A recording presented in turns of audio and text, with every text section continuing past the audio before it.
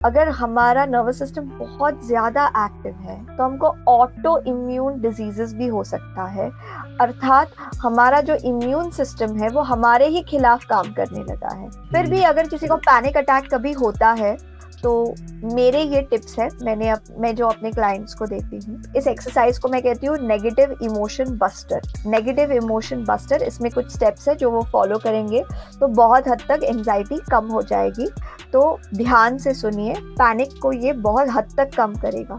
ये short form जो content है, रील शॉर्ट्स वगैरह, इनको देखने के कोई हार्मफुल इफेक्ट्स हो सकते हैं ब्रेन पर? हमारी जनरेशन इतनी कंफ्यूज क्यों रहती है? मतलब हम ना देखते हैं कि हमारे घर वाले जो थे, मतलब हमारे जो मम्मी पापा वाली जनरेशन थी, वो स्टेप्स तुरंत ले ली थी। कोई डिसीजन सोचा कि हाँ यार यही कॉलेज लेना है, यही स्ट्रीम लेनी है, इसी शादी करनी है, सारे डिसीजन ले लेते थे, यही घर बनाना है। और हम यहाँ पे ये डिसाइड नहीं कर पाते वहां जाके कि यार कौन सा पिज्जा लेना है। आपको रील्स में डोपामिन रश ढूंढने की जरूरत नहीं पड़ेगी।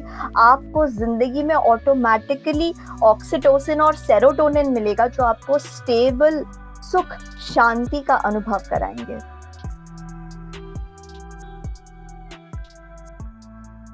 तो मैम देखो, मैम मेरे पॉडकास्ट का कोई फॉर्मल स्ट्रक्चर तो होता नहीं है कि मैं कहीं से स्टार्ट करूं वो करूं, लेकिन मैम सबसे पहले मैं चाहूंगा कि एक बार ऑडियंस के लिए आप इंट्रोडक्शन दे दें अपना। आप कौन हैं, क्या करते हैं? ओके, तो मैं मनोवैज्ञानिक हूँ। ओके, मैं फ्रीडम फ्रॉम डायबिटीज नाम के एक कंपनी में काम करती हूँ जहाँ पे मैं मनोवैज्ञानिकों का काम सुपरवाइज करती हूँ, ट्रेनिंग प्रोग्राम्स बनाती हूँ और उनकी डिलीवरी सुपरवाइज करती हूँ। मैं काउंसलिंग करती हूँ और मेरा मिशन है हमारे देश को साइकोलॉजी सिखाना। तो ऐसे बहुत सारे लोग हैं दुनिया के, देश के, स्पेशली अलग-अलग कोने में, जो इंसान के व्यवहार को समझना चाहते हैं, व्यवहार के पीछे का विज्ञान समझना चाहते हैं। तो बस मैंने एक छोटा-सा योगदान देने की कोशिश की है कि मैं ऐसे सारे लोगों को मनोविज्ञान सिखाऊँ, जिनकी इच्छा है व्यवहार समझने की। आपको नहीं लगता कि साइकोलॉजी तो मैम सबको आनी चाहिए? क्योंकि ये मेरा मानना है कि हम सब कुछ पढ़ते हैं, सेल्स, डीएनए और स्पेस के अंदर हम black holes, super massive black holes सबको स्टडी कर रहे हैं। बट जिन लोगों के साथ हम प्लैनेट शेयर कर रहे हैं, अगर हम उनको ढंग से समझना चाहते हैं, तो ह्यूमन बिहेवियर, ह्यूमन साइकोलॉजी की समझ तो सबको होनी चाहिए, सबको पढ़ना चाहिए। बिल्कुल, और हम में से बहुत सारे लोग, हम डिज़ाइन भी इसी तरीके से हुए हैं कि हम दूसरों के मन की बात समझ सकें। बहुत सारे लोगों को समझ में आता है जब सामने वाले को देखते हैं और उन्हें पता लगता है कि इसे दुःख हो रहा है, इसे गुस्सा आ रहा है।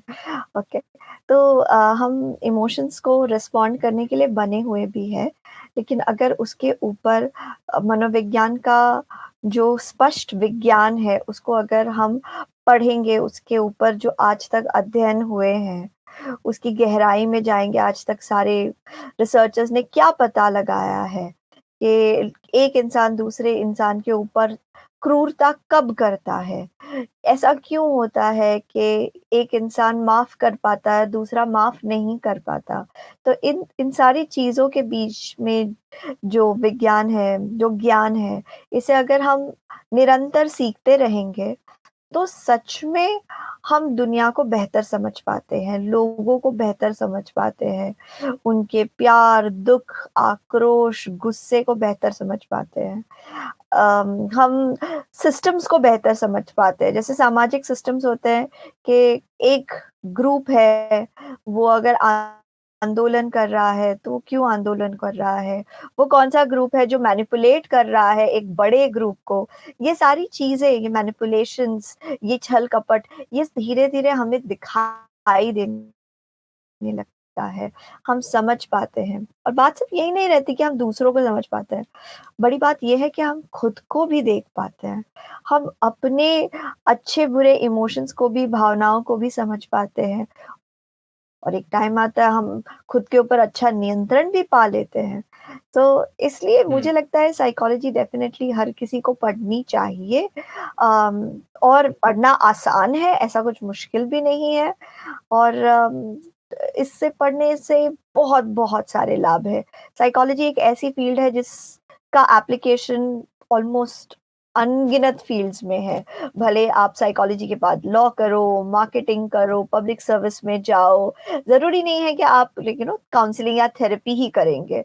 वो तो बस एक तरह की सेवा है जो साइकोलॉजी के बाद की जा सकती है।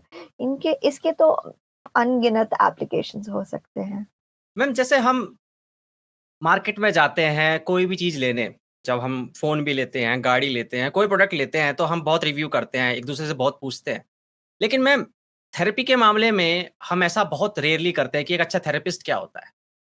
क्योंकि मुझे लगता है कि मैं बहुत सारी ऐसी कहानियाँ सुनता हूँ रेडिट पे, कोरा पे कि यार मैं इस थेरेपिस्ट के पास गया और फिर क बात बिगड़ गई।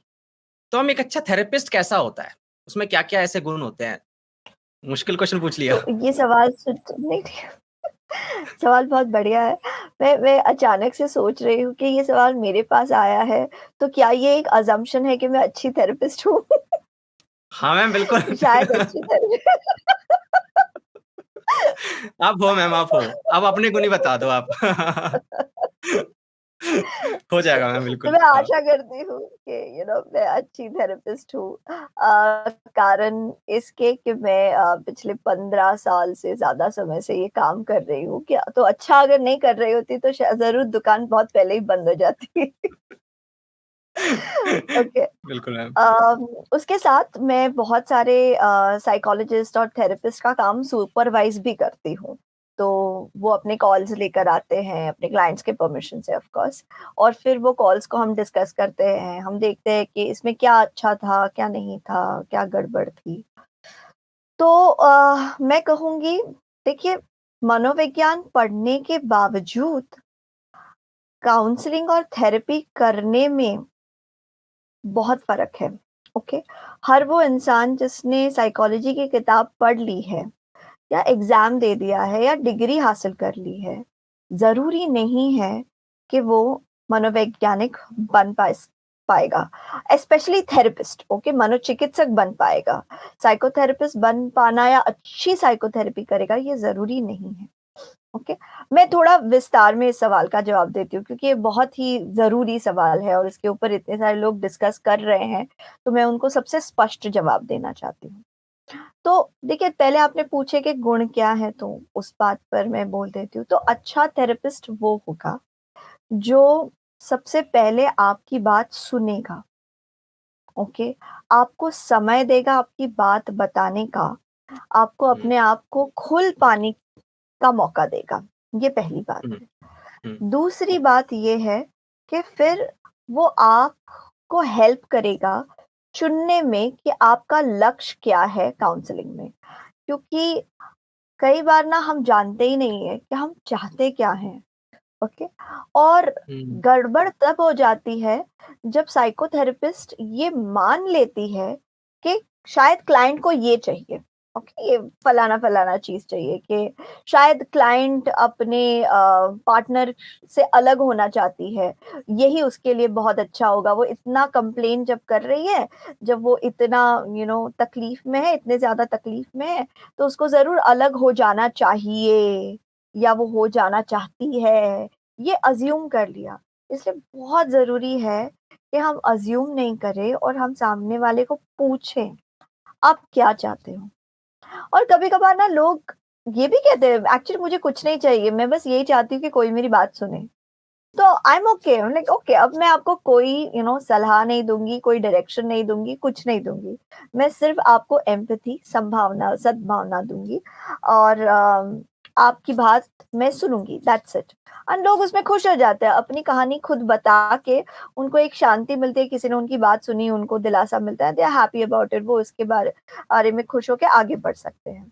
फिर कोई बोलता है कि नहीं, मुझे आप मदद करो कि मैं अपने आस-पास के लोगों से, जो लोग मुझे परेशान कर रहे हैं, उनके साथ लड़ सकूँ या उनके सामने खड़ी हो सकूँ। या कोई कहता है कि आप मुझे इसमें मदद करो कि मैं अपनी कमियों को पहचान सकूँ और उन कमियों के ऊपर काम कर सकूँ। तो अलग-अलग लोगों के लक्ष्य अलग होते हैं। तो फिर उसके बाद काउंसलर के लिए ज़रूरी है कि वो लक्ष्य तय करने में मदद करे। एक बार लक्ष्य भी तय हो गया है, उसके बाद अपने क्लाइंट को बहुत सम्मान देते हुए इस काउंसलिंग के प्रोसेस में हुँ, उनको इज्जत देके, उनको अपने बराबर मान के, उनको सवालों द्वारा, बातों द्वारा उस डायरेक्शन में ले जाया जाए जहां पे वो अपने लक्ष्य के नजदीक पहुंच सकेंगे। ठीक है। अब कभी किसी काउंसलर को ये नहीं सोचना चाहिए कि मैंने इनको ठीक किया। काउंसलर के ऊपर किसी को ठीक करने की कोई जिम्मेदारी नहीं है। हम अच्छा, बस आईना बनने का काम करेंगे। That's it. Okay, light okay. House, या लाइट हाउस नहीं, मिरर। मिरर जहां मिरर, पे ओके। ना, हाँ, आईना बनने की का काम करेंगे। जहां पे देखिए, अगर आप और मैं अगर अपना चेहरा सुबह सुबह बनाना चाहते हैं, अपने बाल बनाना चाहते हैं, जो भी है, हुँ, हम हुँ, हमारे फिल्टर वाले कैमरा में देख कर नहीं बनाना चाहेंगे। हम चाहेंगे हुँ, कि जब हम अपनी शक्ल सुधार रहे हैं तो असल में जो हमारी शक्ल है वो हमें दिख सके। तो ठीक उसी तरीके से, ना कोई एग्जैजरेशन, ना कोई मिनिमाइजेशन, क्लाइंट की बात मान के, या क्लाइंट से परमिशन लेके उसे बता के, देखो अब आप रेडी हैं तो मैं आईना दिखाना शुरू करूं। ओके, जितना जितना है ऑब्जेक्टिवली उतना उतना बताएं। आईना दिखाने में बहुत ध्यान रखना पड़ता है एक साइकोथेरेपिस्ट को, कि वो अपने जजमेंट्स नहीं डाल दे। ओके। हो सकता है सामने वाला व्यक्ति समलैंगिक है और आप समलैंगिकता को का समर्थन नहीं करती, तो आप अपने जजमेंट्स वहां पे नहीं डालते। हो सकता है सामने वाला व्यक्ति अपने वातावरण में रहना चाहता है जो वातावरण उसे तकलीफ दे रहा है, सास ससुर लोग हैं जो उसे परेशान कर रहे हैं, पति है जो सम्मान नहीं देता। आपको लगता है, साइकोथेरेपिस्ट को लगता है कि जो लोग सम्मान नहीं देते ऐसे लोगों के साथ हमको नहीं रहना चाहिए। लेकिन ये मेरा जजमेंट है, साइकोथेरेपिस्ट का जजमेंट है। ये मुझे अपने क्लाइंट के ऊपर नहीं थोपना है। हमें सिर्फ उनको आईना दिखाना है, यानी कि ऑब्जेक्टिवली जो सच में हुआ है उसे वापस बताना, उनको देखने में मदद करना। तो एक बार ये भी हम कर लेते हैं तो काफी हद तक मदद हो जाती है। फिर उसके बाद बहुत सारे टेक्निक्स है जिससे इंसान अपने सोच की गड़बड़ी को ठीक कर सकता है। इंसान के अंदर बहुत सारी ना सोच की गड़बड़ियां होती है, कॉग्निटिव डिस्टॉर्शंस कहते हैं हम उसे, कॉग्निटिव बिहेवियर थेरेपी में। जैसे कि कुछ का नाम है जैसे ऑल और नथिंग, यानी कि मेरी गर्लफ्रेंड मुझे बहुत प्यार करेगी और अगर थोड़ा सा भी उसने मुझे ध्यान नहीं दिया है, मतलब जरूर उसका किसी के साथ चक्कर चल रहा होगा, मैं तो हुँ, पता लगा के रहूंगा। ओके। हुँ, या फिर you know using a mental filter, कि हमारे लिए हमारे सास ससुर ने जो भी अच्छा किया है हम उसको सब इग्नोर कर देंगे, और वो एक जो बात कही है जो हमको अच्छी नहीं लगी, बस हम उसी के ऊपर फोकस करेंगे और सोचते रहेंगे। तो ये एक मेंटल फिल्टर हो गया, यानी कि मैं अपने बिलीफ सिस्टम के हिसाब से आधे इंफॉर्मेशन को नहीं देखूंगी और वही देखूंगी जो मुझे पसंद आता है। तो इस तरीके के बहुत सारे सोच की गड़बड़ियां हैं। साइकोथेरेपिस्ट की जिम्मेदारी है कि इन सोच की गड़बड़ियों के ऊपर लाइट डाले, ठीक है, ताकि वो हुँ, देख पाए।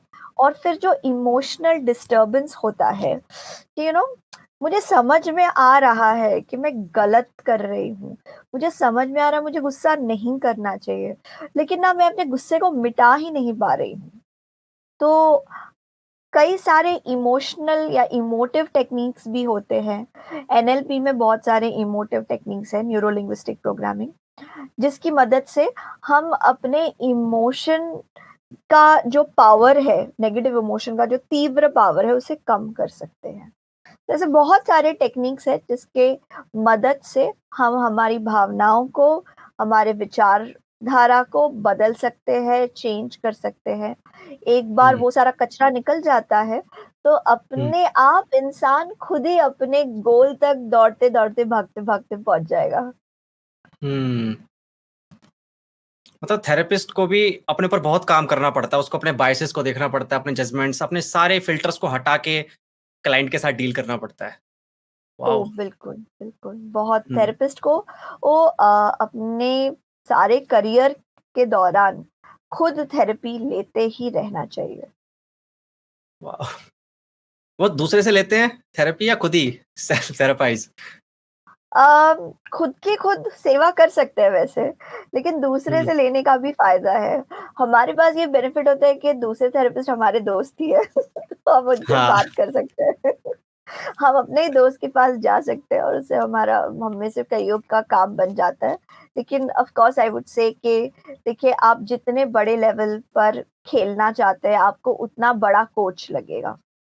ओके, हुँ। तो ठीक उसी तरीके से आपको एक बहुत बढ़िया कोच की ज़रूरत पड़ेगी, थेरेपिस्ट को भी, अगर वो अपने गेम में आगे बढ़ना चाहती है। मैम थोड़ा सेंसिटिव क्वेश्चन है। मैंने ये कहीं देखा था, पढ़ा था इंस्टाग्राम पे कि मान लो मैं आपका कोई क्लाइंट है, वो इतना परेशान है कि उसने कोई गलत कदम उठा लिया, सुसाइड वगैरह कर लिया। तो मैम, जो आप है, थेरेपिस्ट है, जो काउंसलर है, फिर वो कैसे सँभालता है खुद को?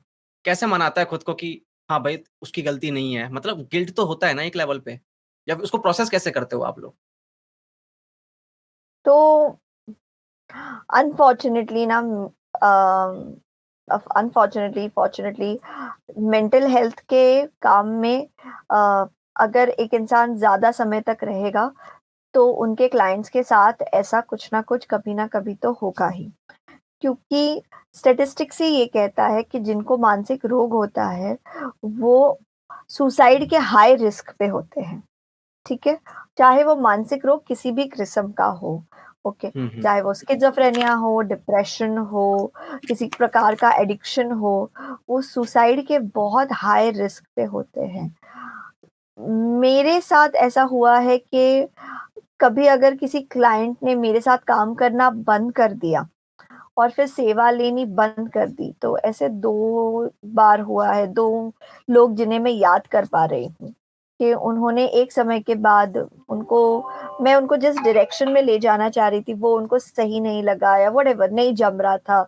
वो उस तरीके के चेंज के लिए उस वक़्त रेडी नहीं थे, तो उन्होंने डिसाइड किया कि वो मेरे पास नहीं आएँगे और फिर वो किसी और के साथ काम कर रहे थे या किसी के साथ काम नहीं कर रहे थे और फिर उसके बाद ये घटना घट गई क्योंकि इस दुर्घटना के घटने के पीछे उनकी ज़िंदगी में होने वाली तकलीफ़ें तो थी, उनका खुद का एडिक्शन तो था ही, ओके, उनकी खुद की मानसिक बीमारी तो थी ही।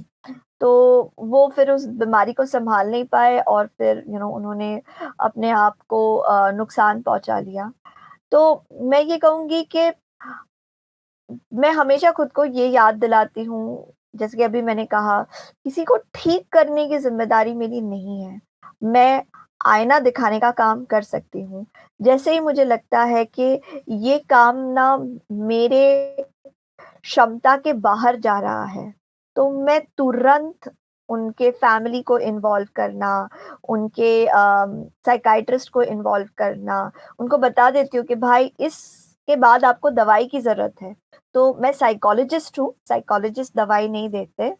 साइकियाट्रिस्ट जो एमबीबीएस प्लस डीपीएम या MD medicine in psychiatric medicine कर चुके हैं, वो लोग दवाई देते हैं।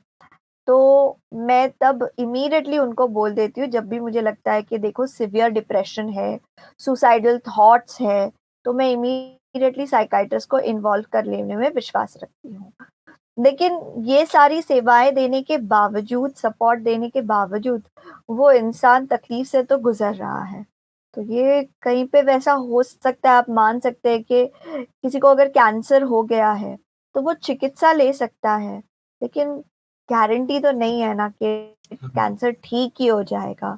तो हम हमारी तरफ से दूसरों की सेवा में अपना अपनी निष्ठा लगा सकते हैं कि मैंने कोई बेईमानी नहीं की उसके साथ काम करने में, ठीक है?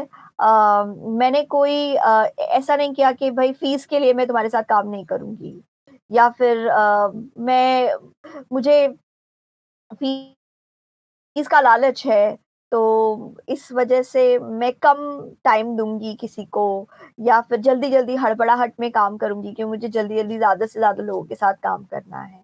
तो ऐसी छोटी-छोटी जो बेईमानियाँ हैं, अगर मुझे पता है कि मैंने अपने काम में कोई बेईमानी नहीं की है, पूरी निष्ठा दी है, तो फिर अगर ऐसी दुर्घटना घट जाती है, तो मुझे ये याद रखने की ज़रूरत है कि मेरा काम एक्चुअली ख़त्म नहीं हुआ है, अभी भी जारी है।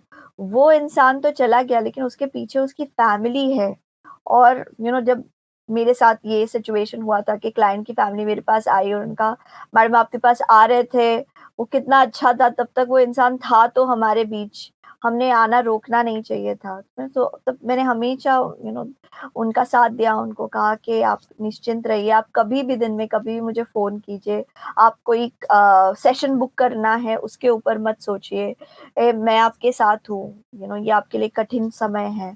तो थेरेपिस्ट का काम खत्म नहीं होता, उनको तब तो और ज़्यादा सपोर्ट देते रहना पड़ता है। हमेशा हम ऐसा नहीं कर सकते कि स्पेशली जिनके साथ हम काम करना शुरू कर चुके हैं, ऐसा नहीं कर सकते यार तुम अगर सेशन बुक करोगे तभी मुझसे बात करना। एटलीस्ट मैं तो नहीं करती, क्योंकि अगर कोई मेरे साथ किसी ने काम शुरू कर दिया है, तो मैं हमेशा उनको एनकरेज करती हूँ, यार दिमाग खराब है, मैसेज कर दो, अर्जेंट रहा तो कॉल कर दो, मैं नहीं उठा सकी तो मैं इमीडिएटली बाद में आपको कॉल करूँगी। किसी को 1 मिनट 2 मिनट का ही सपोर्ट लगता है, किसी की बात कोई हमारी बात 2 मिनट सुन ले, कोई हमें एक अच्छी बात 2 मिनट बता दे, हुँ, तो उसमें हुँ, बहुत दिलासा मिल जाता है। इंसान अपने जीवन की हुँ। तकलीफ़ों को और अच्छे से झेल पाता है और थोड़े दूर चल पाता है। बिल्कुल मैम। ये आपने सही कहा, कोई हमें सुन लेता है तो बहुत अच्छा लगता है हमें। और ख़ास करके जो आजकल के जो जनरेशन है, उसकी लाइफ़स्टाइल आप देखेंगे मैम, कॉर्पोरेट जॉब्स जो मेरे दोस्त वगैरह भी करते हैं, एक छोटे से कमरे में, फ्लैट में रहते हैं, 8-9 घंटे की ड्यूटी होती है, फिर सोना होता है, खाना-पीना, खुद की तैयारी वगैरह। उस बीच में कोई बात करने के लिए नहीं होता। और जब कोई बात करने के लिए नहीं होता ना, तो अंदर ही अंदर फिर वो ख़याली पुलाव पकते रहते हैं। एक मोनोलॉग चलता रहता है, जिसके कारण जो चीज़ मतलब एक डीमन बना लेते हैं हम अपने दिमाग में, जो शायद एक्सिस्ट भी नहीं करता रियल लाइफ़ में, और उस डीमन से लड़ते रहेंगे और खुद को परेशान करते रहेंगे। तो मैम मेरा अगला क्वेश्चन उन्हीं लोगों के लिए है कि मैम मेरे दोस्त मुझे कहानियाँ सुनाते हैं संडे को आके, संडे जैसे कल आने वाला है, मेरा एक दोस्त आएगा जो नोएडा में काम करता है, और वो मुझे आके ये बताता है क्या हो रहा है उसकी कंपनी में। तो वो जिस हिसाब से मुझे बताता है, मैं कहता हूँ तू टिका टिका कैसे हुआ है उस टॉक्सिक माहौल के अंदर? मतलब आजकल आप जो जॉब्स देखें ना, आईटी जॉब्स वगैरह हो गए, कॉर्पोरेट जॉब्स वगैरह हो गए, इनमें बहुत ज़्यादा मैम यहाँ पे बहुत असर पड़ता है। एक रिपोर्ट भी पढ़ी थी मैंने गैलप की, उसमें बताया गया था कि 80% जो यहाँ पे एम्प्लॉयी काम करते हैं, वो सैड हैं एंड दे आर सफरिंग। तो मैम ऐसे माहौल के अंदर, टॉक्सिक माहौल के अंदर इंसान खुद का ध्यान कैसे रखे? आप जॉब तो छोड़ नहीं सकते। आप अगर वो बंदा जॉब भी छोड़ेगा तो किसी और कंपनी में जाएगा, वहाँ पे भी उसको वही काम करना है, वहाँ पे भी वही हायरार्की है, वहीं पे वही ग्राउंड मैनेजर मतलब प्रोजेक्ट मैनेजर गालियाँ सुनाएगा, बॉस गाली सुनाएगा। तो हम कैसे सँभालें खुद को इंसान उस माहौल के अंदर? हुँ। ये आपने सही कहा ना, वो ना कहीं पे एक दुनिया में फँसे हुए हैं और उस दुनिया से ना बाहर नहीं निकलना चाह रहे हैं। मतलब उन्हें लगता है यही दुनिया है और कोई दुनिया है ही नहीं। जब वो उस दुनिया से बाहर निकलेंगे और थोड़े दूर से इस परिस्थिति को देखेंगे, तो फिर उनको दिखाई देगी कि नहीं, इस मेरे ऑफ़िस की दुनिया को कुछ झूठ कुछ लाइज़ एंड थियरीज़ ने पकड़ के रखा हुआ है। ये टोटली वैसी नहीं है एग्ज़ैक्टली जैसे कि मैं ऑफ़िस में बैठ के सोचता हूँ। ओके, तो हमें कहीं पे उस दुनिया से बाहर निकलने की ज़रूरत है। हमारे सैटरडे को हमें मॉल में नहीं जाके या फिर हमें नेटफ्लिक्स में नहीं जाके, बिंज वॉचिंग में नहीं जाके, ओके, जो लोग यूजुअली वीकेंड्स पे करते हैं, वो बिंज वॉचिंग में हुँ, जाएँ, नेटफ्लिक्स में जाएँगे। हमें बस समंदर किनारे बैठना चाहिए, बस किसी गार्डन में सुबह उठ के पहुँच जाओ, बस चुपचाप बैठे रहो, दुनिया देखो, तब ऑटोमैटिकली हमारा दिमाग अपना कचरा निकालने लगेगा, सॉर्ट आउट हुँ, करेगा बहुत सारी चीज़ें और चीज़ें बेहतर समझ में आएँगी। इस अध्ययन में फिर आपको अगर कुछ कोर कॉन्सेप्ट्स अगर समझ गए ना, तो फिर आप जब अपने टॉक्सिक एनवायरनमेंट में वापस जाएँगे, तब आपको कोई तकलीफ नहीं होगी, ठीक है? तो जैसे कि साइकोलॉजी समझने के बाद मैंने साइकोलॉजी में हम यूजुअली सारे लेट्स से बीमारियों को समझते हैं या इंसान के व्यवहार के कारण को समझते हैं। इसमें और डीप जाते हैं तो हम डार्क साइकोलॉजी समझ पाते हैं। यानी कि इंसान के बुरे व्यवहार के पीछे का कारण क्या है? Dark psychology, alright? तो जब हम उसे समझने लगते हैं। और मैंने तो डार्क साइकोलॉजी के ऊपर बहुत सारा कंटेंट बनाया है, और मैं भाग्यशाली हूँ कि उसे बनाने के चक्कर में मैं खुद काफ़ी कुछ सीख गई उसके बारे में। मुझे अब समझ में आता है कि लोगों के मैनिपुलेशंस के पीछे उनका डर है, उनका लोभ है। Fear and greed are big motivators at workplace. ठीक है? जब हमारे मन में डर होता है कि अरे ये मेरे से आगे निकल जाएगा, फिर मेरा क्या होगा? फिर मैं तो पीछे ही रह जाऊँगा, फिर मुझे नौकरी से निकाल देंगे, फिर मुझे नौकरी नहीं मिलेगी, फिर मैं एकदम दुखी रहूँगा। जब ये सारे डर होते हैं ना, तब हम गेम्स खेलने में लग जाते हैं।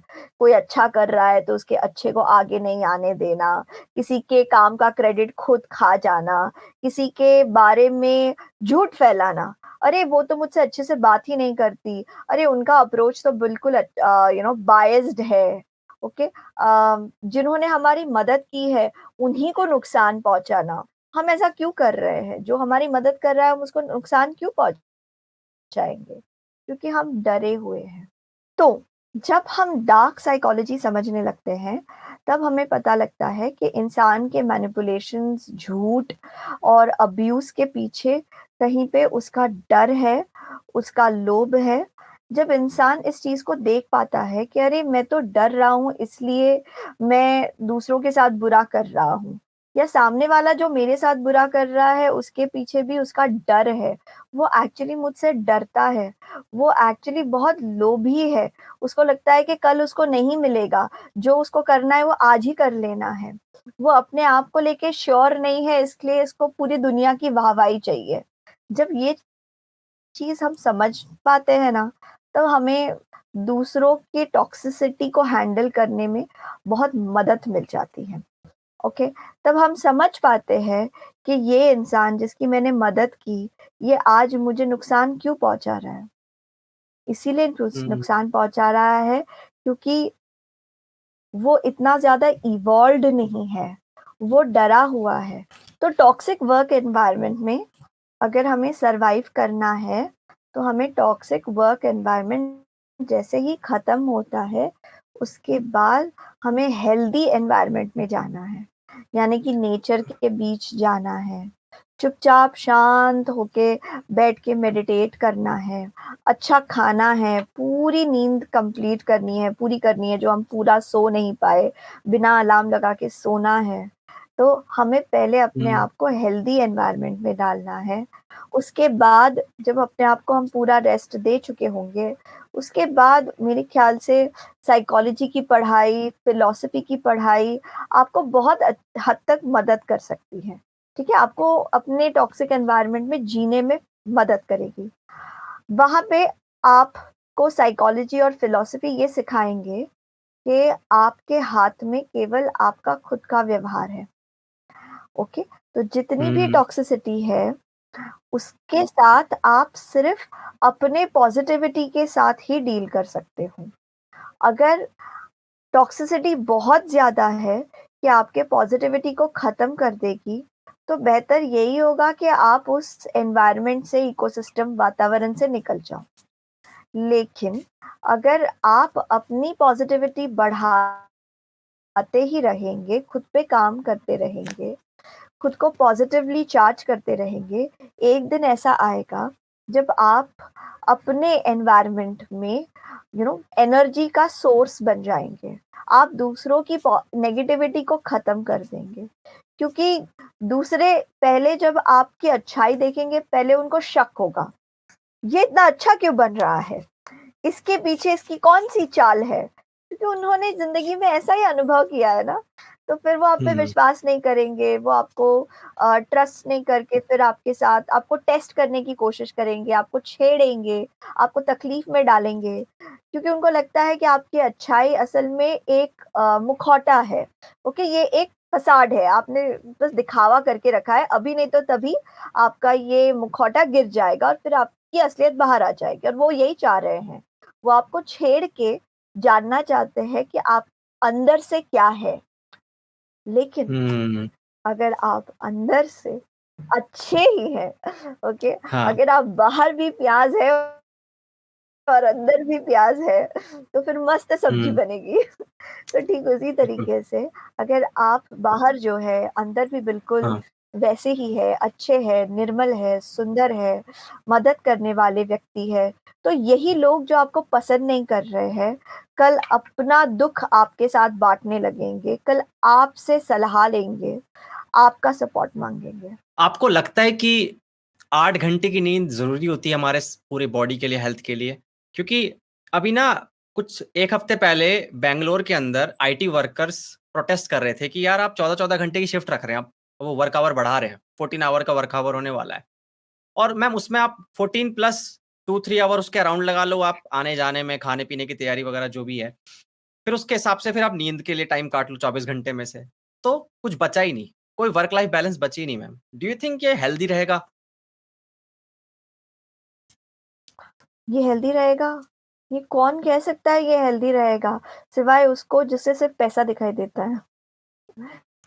हुँ, ओके, हुँ। देखिए कहीं पे ना ये एक विशियस साइकिल है सक्सेस और पैसे का, ओके? कंपनी के एचआर कुछ भी पॉलिसी बनाएँगे, ओके? जहाँ पे उन्हें लगता है कि जिससे उनकी पोज़ीशन बेहतर हो जाएगी और वो शॉर्ट टर्म में अपने बॉस को ये प्रूव कर पाएँगे कि वो कितना कंपनी का भला चाहते हैं और कितना फ़ायदा करा के दे रहे हैं। ओके? क्योंकि मोटी-मोटी सैलरी पे आने वाले लोगों के ऊपर बड़ा प्रेशर होता है कि वो बहुत जल्दी ही रिज़ल्ट दिखाएँ।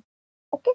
तो ये मोटी सैलरी वाले आके जल्दबाज़ी वाले रिज़ल्ट के चक्कर में, भव्य प्रभाव दिखाने के चक्कर में बहुत सारे ऐसे डिसीजंस लेते हैं और उन डिसीजंस को इतने सुंदर तरीके से अपने बॉस को और अपने लोगों को प्रेजेंट करते हैं कि सब लोग पिघल जाते हैं डिसीजन मेकर्स सुंदर अरे हुँ, क्या प्रेजेंटेशन है क्या बात कर रहे हो वाह इतना हुँ, परसेंटेज हमारा आरओआई इंक्रीज हो जाएगा क्या बात है हमारे ह्यूमन रिसोर्स का प्रोडक्टिविटी इतना ज्यादा इंक्रीज हो जाएगा अमेजिंग फैंटास्टिक यही यही करेंगे हम यही करेंगे लेकिन हुँ, इसका जो लॉन्ग टर्म इम्प्लीकेशन है, ये चीज़ ये लोग नहीं देख पाते। ओके, ये लोग नहीं समझ पाते। तो कंपनी ओनर्स ऐसा क्यों कर रहे हैं? क्या उनको बुद्धि नहीं है? कंपनी ओनर्स ऐसा इसलिए कर रहे हैं, मेरे समझ में, क्योंकि वो आज के समय के वॉलेटाइल मार्केट में सर्वाइव करना चाहते हैं। ओके, तो फिर जब उनको इस वॉलेटाइल मार्केट में सर्वाइव करना है, आगे बढ़ना है, टॉप 4 में पहुँचना है और जब वो टॉप 4 में पहुँच जाएँगे तब उनको मोनोपोली अपनी स्थापित करनी है, उनको मार्केट मोनोपोलाइज़ कर देना है। हर किसी को बेहतर, बेहतर और बेहतर और बेहतर पे जाना रहता है। तो कंपनी ओनर्स को ये लगी रहती है। तो फिर जब वो कोई और चीज़ नहीं बदल पा रहे हैं, यानी कि उन वो अपनी स्ट्रैटेजी नहीं बदल पाए, वो गवर्नमेंट पॉलिसीज़ के ऊपर कंट्रोल नहीं कर पा रहे, वो टैक्सेशंस को नहीं बदल पा रहे हैं, ओके, वो अपने कंज़्यूमर को नहीं खुश कर पा रहे हैं सही से। अपने जो उनसे सर्विस ले रहा है, सर्विस लेने वाले को नहीं खुश कर पा रहे, तो फाइनली सब आ जाता है उस एम्प्लॉयी के ऊपर, उन एम्प्लॉयी सर्किट के ऊपर जिसके ऊपर उनको लगता है सबसे ज़्यादा कंट्रोल है। तो क्यों ना हम इनको ज़्यादा निचोड़ें? इनको तो फायर हो हुँ, जाने का डर है, मार्केट वॉलेटाइल है, नौकरी चली जाएगी तो ये लोग क्या करेंगे? ओके, तो इसलिए फाइनली वो अपने एम्प्लॉयी को कंट्रोल करने की कोशिश करते हैं, उनका वर्क आवर्स बढ़ा देंगे। इस तरीके से अगर 14 घंटे का शिफ्ट हो गया, तो वो भयंकर होगा। सिर्फ़ एम्प्लॉयी के लिए नहीं, कंपनी के लिए भी, ओके? ये चीज़ वो क्यों कर पा रहे हैं? आज के तारीख में इस तरीके की धमकी वो क्यों दे पा रहे हैं? क्योंकि उनको लगता है उनको ये वर्कफ़ोर्स चाहिए ही नहीं, ओके? ये बेसिकली एक गिमिक है, ऑलराइट? हुँ, पहले ये बोलेंगे 14 घंटे का वर्क शिफ्ट, तो फिर उसके बाद लोग बोलेंगे, "अरे! 14 घंटे हम नहीं काम करने वाले, ऐसा कुछ नहीं होने वाला।" फिर उसके हुँ, बाद वो बोलेंगे ठीक है, तो तुम लोगों में से हम 30% को निकाल देते हैं। अब जिसका ईएमआई चल रहा है, ओके, जिसने शादी बच्चा करके रखा हुआ है, वो तो बेचारा हुँ, डर जाएगा, ओके। कंपनीज़ ये अभी के टाइम में वो फायर कर सकती हैं, क्योंकि एआई बहुत सारा काम कर देगा ना, उनको इस वक़्त हुँ, फायर ही करना है, वो अपनी कॉस्ट कटिंग करना चाहते हैं। ओके, वो अपनी कंपनी को लाभदायक बनाना चाहते हैं, प्रोडक्ट सुधार के नहीं, या फिर अपनी स्ट्रैटेजी सुधार के नहीं, बल्कि वो अपने वर्क फोर्स को कम करके अपनी कंपनी को लाभदायक बनाना चाहते हैं। लेकिन क्योंकि वो अपने वर्क फोर्स को कम नहीं कर पा रहे हैं, ओके, हुँ, क्योंकि वो इमीडिएटली फायर करेंगे एक साथ बहुत सारे लोगों को, तो मार्केट में गलत मैसेज जाता है, लगता है कि अरे ये कंपनी अच्छा नहीं कर रही है, इतने लोगों को निकाल क्यों रही है, लॉस में जा रही है क्या? तो क्योंकि वो इन्वेस्टर्स के ऊपर बुरा प्रभाव डालता है, तो एक मस्त आइडिया है कि भाई 14 घंटे का कर दो, ताकि धीरे-धीरे धीरे-धीरे हम हुँ, निकाल देंगे। जो भी 14 घंटा नहीं करेगा, हम उसको बोलेंगे you are not performing enough, आप इनफ नहीं कर रहे हैं। तो फिर उनको फिर धीरे-धीरे निकाल देना। अब इसका सॉल्यूशन क्या है? Oh my God! इसका सॉल्यूशन डिफिकल्ट है। कंपनीज़ के लिए क्या है मैं नहीं जानती, सीरियसली उतनी बुद्धि नहीं है मेरी। लेकिन एम्प्लॉइज़ के लिए मैं यही बोलूँगी कि आप आप लुभावने एड्स के चक्कर में ना जाके अपने खर्चों को कम कीजिए। That is the way. आप अपने ईएमआई को कम कीजिए, आप अपने सब्सक्रिप्शंस को कम कर दीजिए, ओके। हुँ, अपनी ज़िद को कम कीजिए कि आपको बेस्ट में बेस्ट सब इस्तेमाल करना है। मिनिमलिज़्म में जीने की कोशिश करो। अगर आपका खर्चा कम हो जाएगा, यानी कि अगर आपकी आपको मंथली आपके खर्चे लाख रुपए नहीं हैं, ओके, इनफैक्ट आप भले कमाते हैं लाख रुपए, लेकिन आपका 30,000 में काम हो जाता है, क्योंकि ज़्यादा नहीं है, लेकिन 5 टी-शर्ट है, 3 जीन्स है, बस उसी में काम चला रहे हैं, ओके, एक बेसिक छोटा-सा लैपटॉप है, बस 2 या 3 खाना बनाने वाले बर्तन हैं, जितना खाना लगता है 1 हफ्ते का हम खरीद लेते हैं, एक छोटा-सा फ्रिज है, उसपे काम चला लेते हैं। अगर आप मिनिमलिज़्म से जीने लगेंगे, तो आप देखेंगे कि किस तरीके से आपका डर धीरे-धीरे कम होने लगा है। जो आपकी गाढ़ी सैलरी आ रही है, उसमें से एक बड़ा हिस्सा अपने आँखों से ओझल कर दो। देखो ही मत उसको, इन्वेस्ट कर दो। कम पैसों में जीना सीखोगे, तो फिर वो आपका डर कम हो जाएगा कि अरे! मेरे को नौकरी से निकाल दिया तो?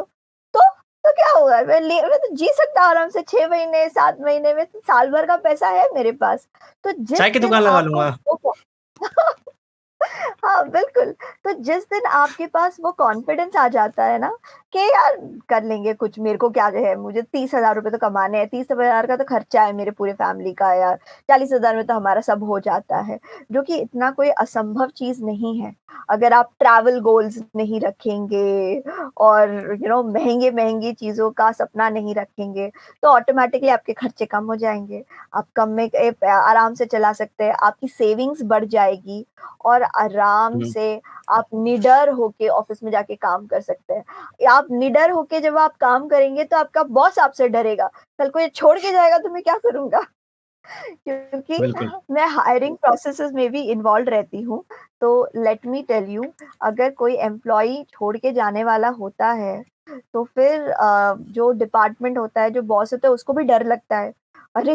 ये छोड़ के जाएगा तो इसका वाला काम करेगा कौन? क्योंकि एक हुँ, मुश्किल होता है, एक काम को करने के लिए 2 लोगों को हायर करके रखना, वो कॉस्ट इफेक्टिव नहीं होता। इसलिए हम एक इंसान को हायर करते हैं और उससे 3 लोगों का काम कराते हैं। तो फिर एक हाँ, का छोड़ के जाना बहुत मुश्किल हो जाता है। तो हुँ, अगर आप निडर होंगे, तो फिर आपकी कंपनी आपको निकालने से डरेगी और फिर आप आराम से बोल सकते हैं कि 9 to 5 thank you very much, Ram Ram, आपका भला हो। हाँ। दूसरा मैम, ये पैसे भी तो नहीं देते ढंग से। अगर ये सैलरी भी अच्छी दे तो कहीं न कहीं एक इंसान मना लेगा खुद को, चल कोई बात नहीं यार, एक्स्ट्रा पैसे कमा लेंगे 2 घंटे एक्स्ट्रा काम करके। सैलरी भी नहीं बढ़ाते और फिर ये काम भी करवाते हैं, फिर इंसान नींद भी पूरी करके नहीं आता है। मैम ये वर्क लाइफ बैलेंस तो मैम आईटी की बात ही आप छोड़ो, पुलिस वाले लोग जो होते हैं मैम, जिनको पता ही नहीं है कि कब उनको रात में सोते वक़्त कॉल आ जाएगा कि यार एक कांड हो गया, चलो जल्दी चलो। तो मैम और उस वक़्त में एक इंसान को डिसीज़न भी लेना है, ये ऐसा नहीं है। जैसे मेरी एक फ्रेंड है, वो यूपी पुलिस में है, तो वो मुझे बता रही है कि मैं रात के 1 बजे सोई हुई, मुझे फ़ोन आया और मुझे जाना था 2 स्टेट, 3 स्टेट छोड़कर, पकड़ने के लिए एक कपल को। उन्होंने कुछ क्राइम किया था। अब वो सोई नहीं है 2 रात से, तीसरी रात की बात है ये।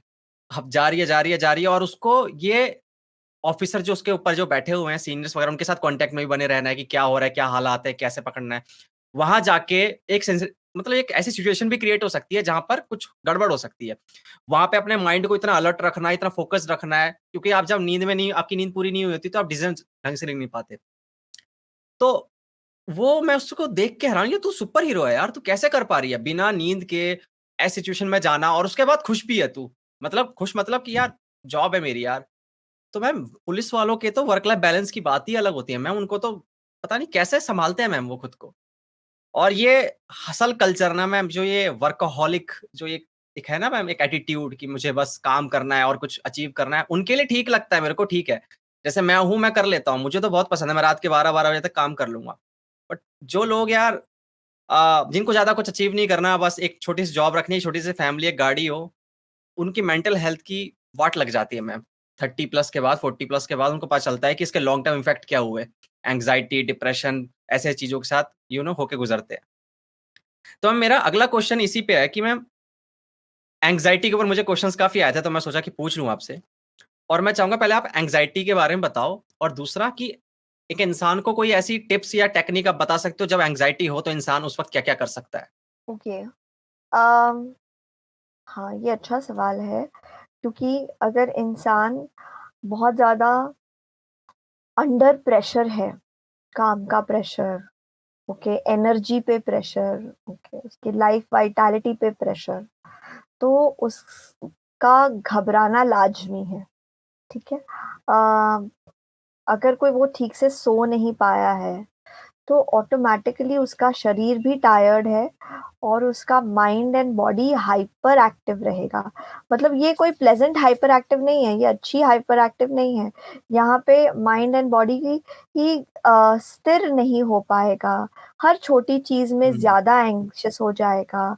हर छोटी चीज़ उनको डराने वाली या चिंता पैदा करने वाली उनको लगने लगेगी। ओके, वो ओवर हुँ, एक्टिव हो जाएगा उनका अलर्ट सिस्टम। यानी कि सोचिए कि आपका एक गाड़ी का अलर्ट सिस्टम है और वो अलर्ट सिस्टम अगर कोई चुराने की कोशिश करता है तो वो बजने लगता है। लेकिन अगर आपकी गाड़ी बहुत ज़्यादा आपने चलाई है और अपने गाड़ी को सर्विसिंग नहीं की है, धीरे-धीरे ये अलर्ट सिस्टम अगर खराब हो जाए और फिर कुछ नहीं कि अगर ज़ोर से हवा चल गई, तो उसमें भी वो अलर्ट सिस्टम बजने लगता है। तो ठीक उसी तरीके से जब बहुत हम टायर्ड होते हैं, तो हमारे शरीर का अलर्ट सिस्टम बच जाता है और फिर हम हमारा नर्वस सिस्टम ओवर एक्टिव हो जाता है। फिर धीरे-धीरे इतना ज़्यादा ओवर एक्टिव रहने के कारणवश हमें अंदर ही अंदर बीमारियाँ शुरू हो जाती हैं।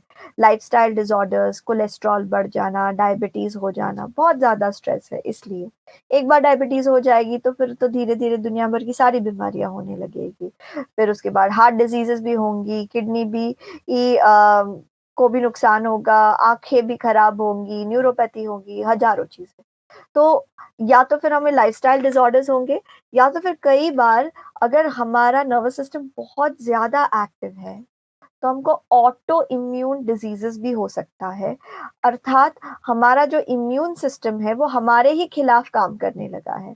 हमारा जो इम्यून सिस्टम है, जो वो हमारे ही शरीर को नुकसान पहुँचाने लग रहा है। वो अभी फ़र्क नहीं कर पा रहा है कि शरीर के बाहर वाले नुकसानदायी कंपोनेंट्स क्या है और शरीर के अंदर के सेल्स क्या है। वो अपने आप को ही नुकसान पहुँचाने लगा। ऑटो इम्यून डिज़ीज़ेज़ में सफ़र करना एक बहुत पीड़ादायक चीज़ है। आप देखेंगे बहुत सारे सेलिब्रिटीज़ किस तरीके से ऑनलाइन शेयर करते हैं। अब इस वक़्त मुझे किसी का नाम नहीं लेना, लेकिन इंडिया में लोग ऑटो इम्यून डिज़ीज़ेज़ के बारे में बात करते हैं सेलिब्रिटीज़ कि मुझे ये तकलीफ़ है, वो तकलीफ़ है। फिर लोग वो जानना चाहते हैं, अच्छा ऐसी भी कोई तकलीफ़ होती है? क्योंकि ये आम तकलीफ़ें नहीं है, ये बहुत ही रेयर कंडीशंस है। जो इंसान को होने लगी है ये ऑटो इम्यून डिजीजेस। लेकिन ये रेयर कंडीशंस इन्हें क्यों हुई? इनके भयंकर ज़िंदगी के स्ट्रेस के कारण। इन्हें भी सेलिब्रिटीज़ को भी ये बिल्कुल पुलिस स्टाफ की तरह कभी भी सोना है, कभी भी जागना है, कभी भी घूमना है, कहीं पे भी जाना है, धूप में शूटिंग है, फिर उसके बाद वैनिटी वैन की एसी में बैठना है, फिर उसके बाद घंटों तक बाहर रहना है, रात को पार्टी भी करनी है ताकि हमें एक और प्रोजेक्ट मिले, ताकि हम काम देने वालों के साथ उठे बैठे चले फिरे, ताकि हमको कुछ काम मिले, फिर सुबह वापस उठ के शूट के लिए जाना है। तो ऑटो इम्यून डिजीजेस हमारे में से किसी को भी हो सकती है अगर हम बहुत ज्यादा एंग्शियस रहेंगे तो। घबराहट यानी कि अगर भविष्य में कुछ बुरा हो गया तो, ओके, ये सोच की गड़बड़ी की वजह से हो सकती है, कॉग्निटिव डिस्टॉर्शंस है, हम थिंकिंग में प्रॉब्लम है हमारी, लेकिन ये कई बार न्यूरोकेमिकल भी होती है, ये बायोलॉजिकल भी होती है। ओके, ये शरीर हमारा ओवर एक्टिव हो गया है, फिर अपने ओवर एक्टिव शरीर को हम खुद से शांत नहीं कर पाते, तो दुर्भाग्य से बहुत सारे लोगों को फिर मदद लेनी पड़ती है नशे की। ओके, हम सोचते हैं क्या नशेड़ी इंसान है, किस तरीके से ये लोग इतना करोड़ों कमा रहे हैं, इतने पैसे इनके पास और वो नशे में डाल रहे हैं। ऐसा इतना सिंपल नहीं है। आपने दुनिया को उनके नजरिए से नहीं देखा है, आपने उनकी जिंदगी जी के नहीं देखी है, जहाँ पे करोड़ों आ रहे हैं, लेकिन वो करोड़ों कमाने के लिए उनको दाम चुकाना पड़ रहा है, अपना समय, अपने शारीरिक स्वास्थ्य का दाम चुकाना पड़ रहा है। शरीर इतना थक जाता है, नींद आती नहीं है दवाइयां लेने के बावजूद, कि फिर नशे का सहारा लेना पड़ता है। फिर उसके बाद 2 पेग लगा के या किसी और तरीके का नशा करके सिस्टम शांत हो जाता है। फिर लगता है कि गलत है ना हाँ, मैम ये? चलो कम से कम। ये मैम आप एक आप प्रिस्क्राइब कर रही हो क्या मैम ये? कि मैं प्रिस्क्राइब न कर रही हूँ नहीं, मैं संवेदनशीलता दिखा रही हूँ उन लोगों के प्रति जो नशे में फँस जाते हैं। ओके? मुझे लगता है लोगों के लिए बहुत आसान है उन लोगों को डिमोनाइज़ करना, कि कितना बुरा इंसान है, ये नशा करता है। हुँ, लेकिन आपने उसकी हुँ, ज़िंदगी जी के नहीं देखी है कि उसने सक्सेसफुल होने के लिए क्या दाम चुकाया है। आपको सिर्फ़ हुँ, उसका सक्सेस दिखाई देता है, उसके पीछे का तकलीफ तो नहीं दिखाई दे रहा है। नशा कोई रिकमेंडेड चीज़ नहीं है, वरना नशा साइकियाट्रिस्ट आपको रिकमेंड करते कि 2 पेग लगाओ, सो जाओ, क्या प्रॉब्लम है? लेकिन साइकियाट्रिस्ट बोलते हैं ये दवाई खाओ और फिर 15 दिन में मुझे वापस आके दिखाओ, ताकि वो दवाई में अल्टरेशंस कर सके, उसके डोसेज को कम कर सके, उसको बैलेंस आउट करने के लिए एक और दवाई आपको दे सके। तो वो आपके साथ बने रहते हैं कि कैसे बायोलॉजिकली आपको स्थिर होने में वो आपकी मदद करेंगे।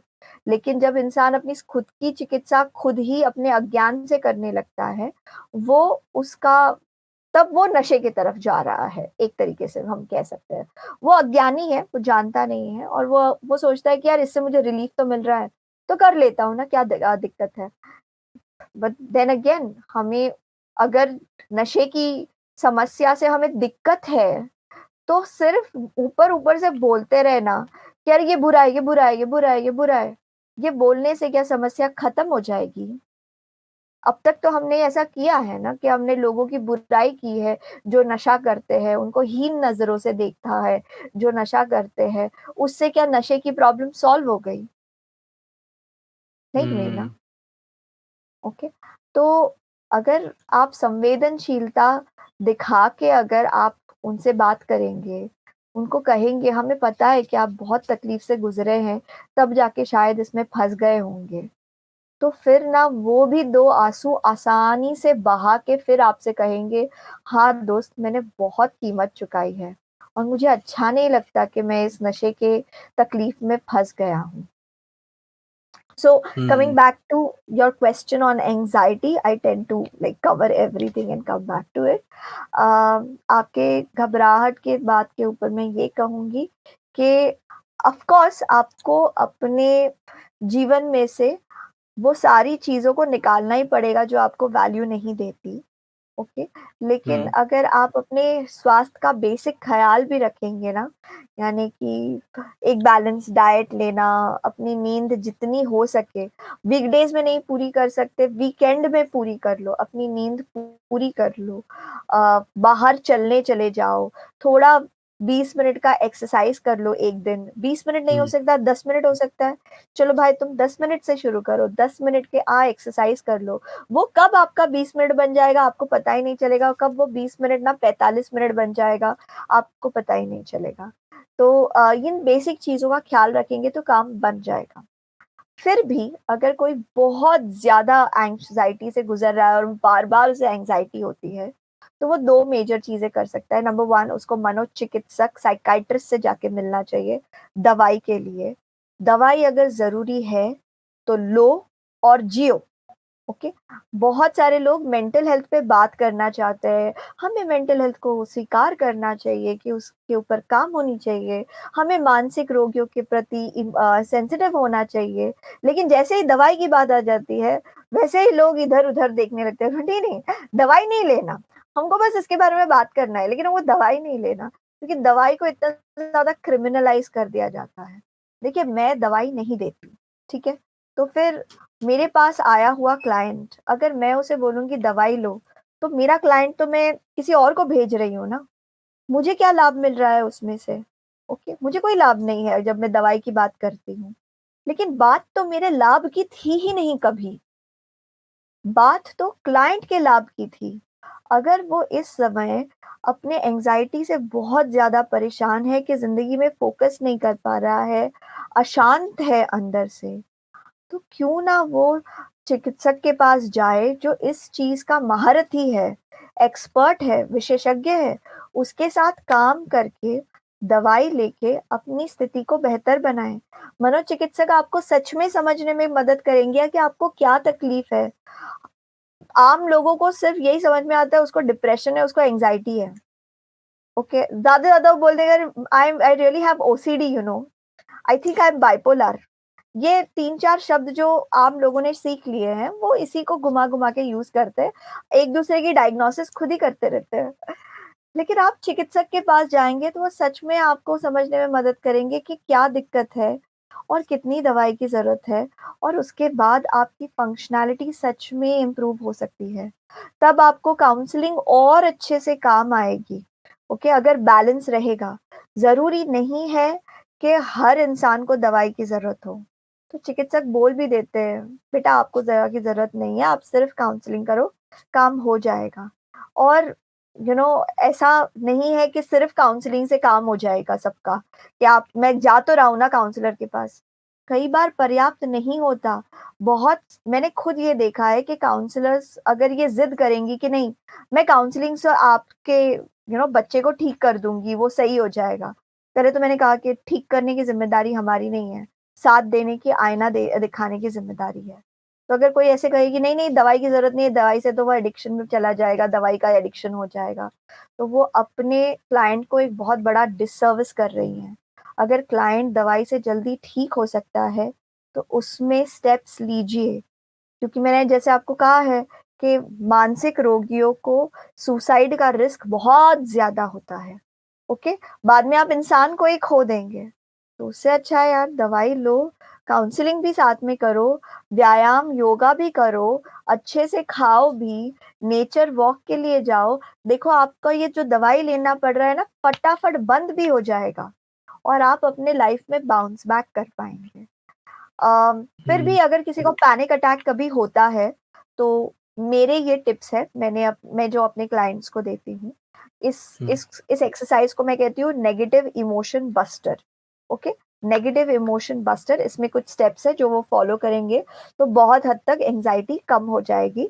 तो ध्यान से सुनिए, पैनिक को ये बहुत हद तक कम करेगा, खत्म करने की जिम्मेदारी नहीं है, पैनिक अटैक्स खत्म हो जाएंगे या अंदरूनी जो प्रॉब्लम है वो खत्म हो जाएगा, ऐसा नहीं। सिर्फ सिम्टम्स तब भी के लिए कम हो जाएंगे अच्छे क्वांटिटी में। तो सबसे पहले उनको 2 से थोड़ा ज्यादा ग्लास पानी पीना है। हाइड्रेट करने पर ही हमारा सिस्टम अंदर से ही कूल डाउन होने लगता है, सेल्स बेटर फंक्शन करते हैं। ठीक है, उसके बाद हमें हो सके तो अनुलोम विलोम यानी कि प्राणायाम करना है, ब्रीदिंग एक्सरसाइज करना है। डायफ्रामेटिक ब्रीदिंग करने से शरीर में ज्यादा ऑक्सीजन जाता है और ज्यादा ऑक्सीजन के जाने पे ब्रेन बेटर फंक्शन कर पाता है। हम अच्छे से सांस लेंगे तो हमारा जो दिमाग है वो धीरे-धीरे लॉन्ग टर्म थिंकिंग की तरफ जा सकेगा। अभी वो इमोशनल थिंकिंग कर रहा है पैनिक के वक़्त, खराब हो गया तो हो गया तो हो गया तो हो गया तो। धीरे-धीरे वो लॉन्ग टर्म थिंकिंग की तरफ जाएगा कि मैं इस प्रॉब्लम को कैसे सुलझाऊँगा। ओके, तो डायफ्रामेटिक ब्रीथिंग करेंगे। उसके बाद जब 15 मिनट कर लिया है प्राणायाम, उसके बाद यूरिन पास करने जाना है, शौचालय होके आना है। उससे क्या होता है, यूरिन पास करने से, मूत्र विसर्जित करने से ब्लैडर के ऊपर जो एक टेंशन बन गई थी पानी पीने के वजह से, वो रिलीज हो जाती है और इमीडिएटली डाइजेस्टिव सिस्टम और सिस्टम के अंदर से ही एक रिलैक्सेशन, एक अलग सा अंदर से रिलैक्सेशन फील होता है। ओके, तो वो एक इंसान को काम डाउन करेगा। फिर उसके बाद अगर पॉसिबल हो तो नहा लो, अगर बाहर हो तो मुंह में पानी वानी डालो। स्किन भी जब ठंडी हो जाती है तो और हम एक रिलैक्सेशन महसूस करते हैं। बॉडी अंदर और बाहर दोनों से कूल डाउन होना शुरू कर देती है स्किन के ठंडे हो जाने पर। उसके बाद आपको मैथ्स सॉल्व करना चाहिए या कोई लॉजिकल काम करना चाहिए जिसमें आप इमोशनल थिंकिंग से लॉजिकल थिंकिंग में चले जाएंगे। कुछ नहीं तो सुडोकू सॉल्व कर लो। ओके, और जब हुँ, आपने फिर ऐसे 15 मिनट जैसा लॉजिकल थिंकिंग कर लिया है, उसके हुँ। बाद आप पॉजिटिव एफर्मेशंस दोहराइए। पॉजिटिव एफर्मेशंस के यूट्यूब पे बहुत सारे वीडियोस है, आप कुछ भी देख लो, कुछ भी सुन लो और, और उसे दोहराएंगे तो उससे जबरदस्त असर पड़ेगा। आप इससे देखेंगे कि जो भी पैनिक जैसी एंग्जायटी थी, वो सिग्निफिकेंटली कम हो जाती है। इस सिस्टम का नाम नेगेटिव इमोशन बस्टर है। इसको मैंने ही डेवलप किया है और ओह! अपने क्लाइंट्स की मदद से की है। या और इसे इसे मैंने बहुत सारे क्लाइंट्स को रिकमेंड किया है क्योंकि मैं हमेशा नहीं रह पाती उनके साथ, उनके उनको गाइड करने के लिए। तो मैं बोलती हूँ, भाई जब भी पैनिक होगा ना, तब नेगेटिव इमोशन बस्टर करना है। यूट्यूब पे मेरा इस पर एक वीडियो भी है। बहुत सारे वाह! लोगों ने मुझे फीडबैक दिया है उस वीडियो में कि वो सच में काम करता है। हुँ। मुझे भी हुआ करती थी, मैं करती क्या अभी भी होती है लाइक पिछले 1 हफ्ते पहले ही हुआ था, एक क्लाइंट के साथ मैं डील कर रहा था, वहाँ पे एक घबराहट सी होने लग गई, वो पसीने आने लग जाते हैं, बहुत तेज़ धड़कन बढ़ जाती है और ऐसा लगता है कुछ खराब होने वाला है, कुछ गड़बड़ होने वाली है। तो मेरा अपना सॉल्यूशन मैंने ये बना रखा है कि मैं वही अनुलोम-विलोम वाला एक सिस्टम होता है, जिसमें मैं बहुत देर तक पहले पहले इन्हेल करता हूँ, फिर एक बार और फिर इन्हेल करता हूँ। 2 बार इन्हेल करता हूँ एंड देन उसको पॉज़ करके एंड देन फिर एक्सहेल करता हूँ 6 टू 8 सेकंड के लिए और ऐसा 3-4 बार 5 बार करता हूँ एंड देन मुझे थोड़ा आराम मिलता है, हाँ। नहीं तो फिर मेरा म्यूज़िक तो है ही मैम, म्यूज़िक की यही तो ख़ास बात ये थी कि मैं ईडीएम लगा लेता हूँ, कोई भी हाई एनर्जेटिक कोई म्यूज़िक लगा लेता हूँ और उसके बाद मुझे अच्छा लगने लग जाता है। डांस करने लग जाता हूँ, एंडोर्फिन्स निकलते हैं एंड देन आराम या मतलब अपने आप ही काम डाउन हो जाता है सब पूरा सिस्टम। तो ये मेरा तरीका है।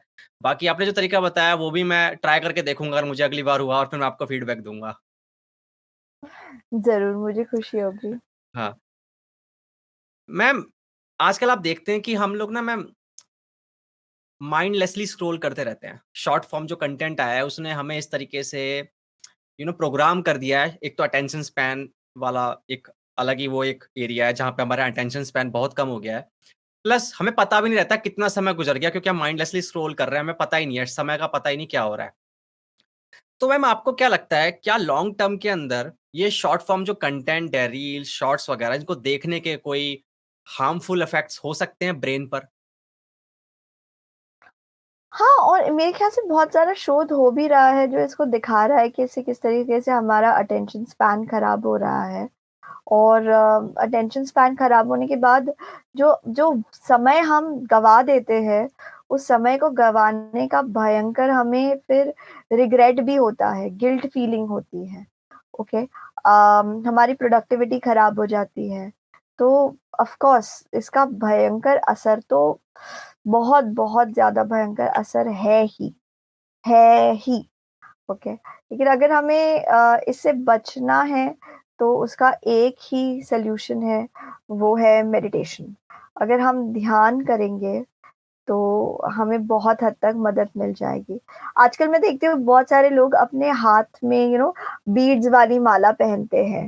ओके, तो आप चैंटिंग कर सकते हैं फ़ोकस और अटेंशन के ऊपर, अपने ब्रेथ को काउंट कर सकते हैं उन बीड्स की मदद से। मैं खुद भी बीड्स वाली माला पहनना शुरू कर चुकी हूँ, ताकि वो मुझे दिन में कभी भी किसी भी वक़्त अब हमें पता नहीं होता क्या करूँ? बोर हो रहा है 5 मिनट है, चल रील्स देखती हूँ। तो वो करने से बेहतर है अब मेरे पास है कि क्या करूँ? चलो एक माला जप लेती हूँ। कहीं पे भी बैठ के आप अपनी माला जप सकते हैं, आप बीड्स पहन सकते हैं और वो आपको एक डायरेक्शन देता है।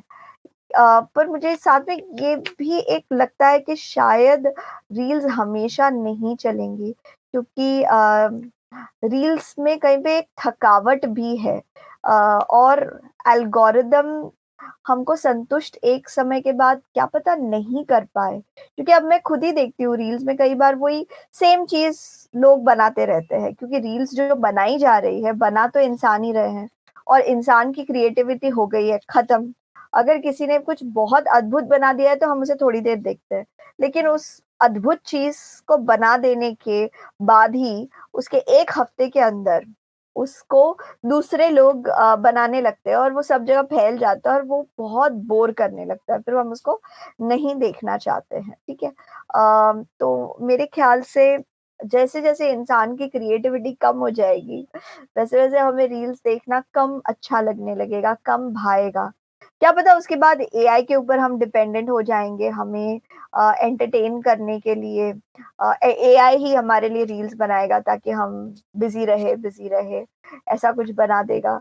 अ, बट देन अगेन मुझे सच में लगता है कि इससे बचने का बेस्ट तरीका तो मेडिटेशन ही है और वो आप कभी पे भी, कहीं भी, किसी भी समय कर सकते हैं।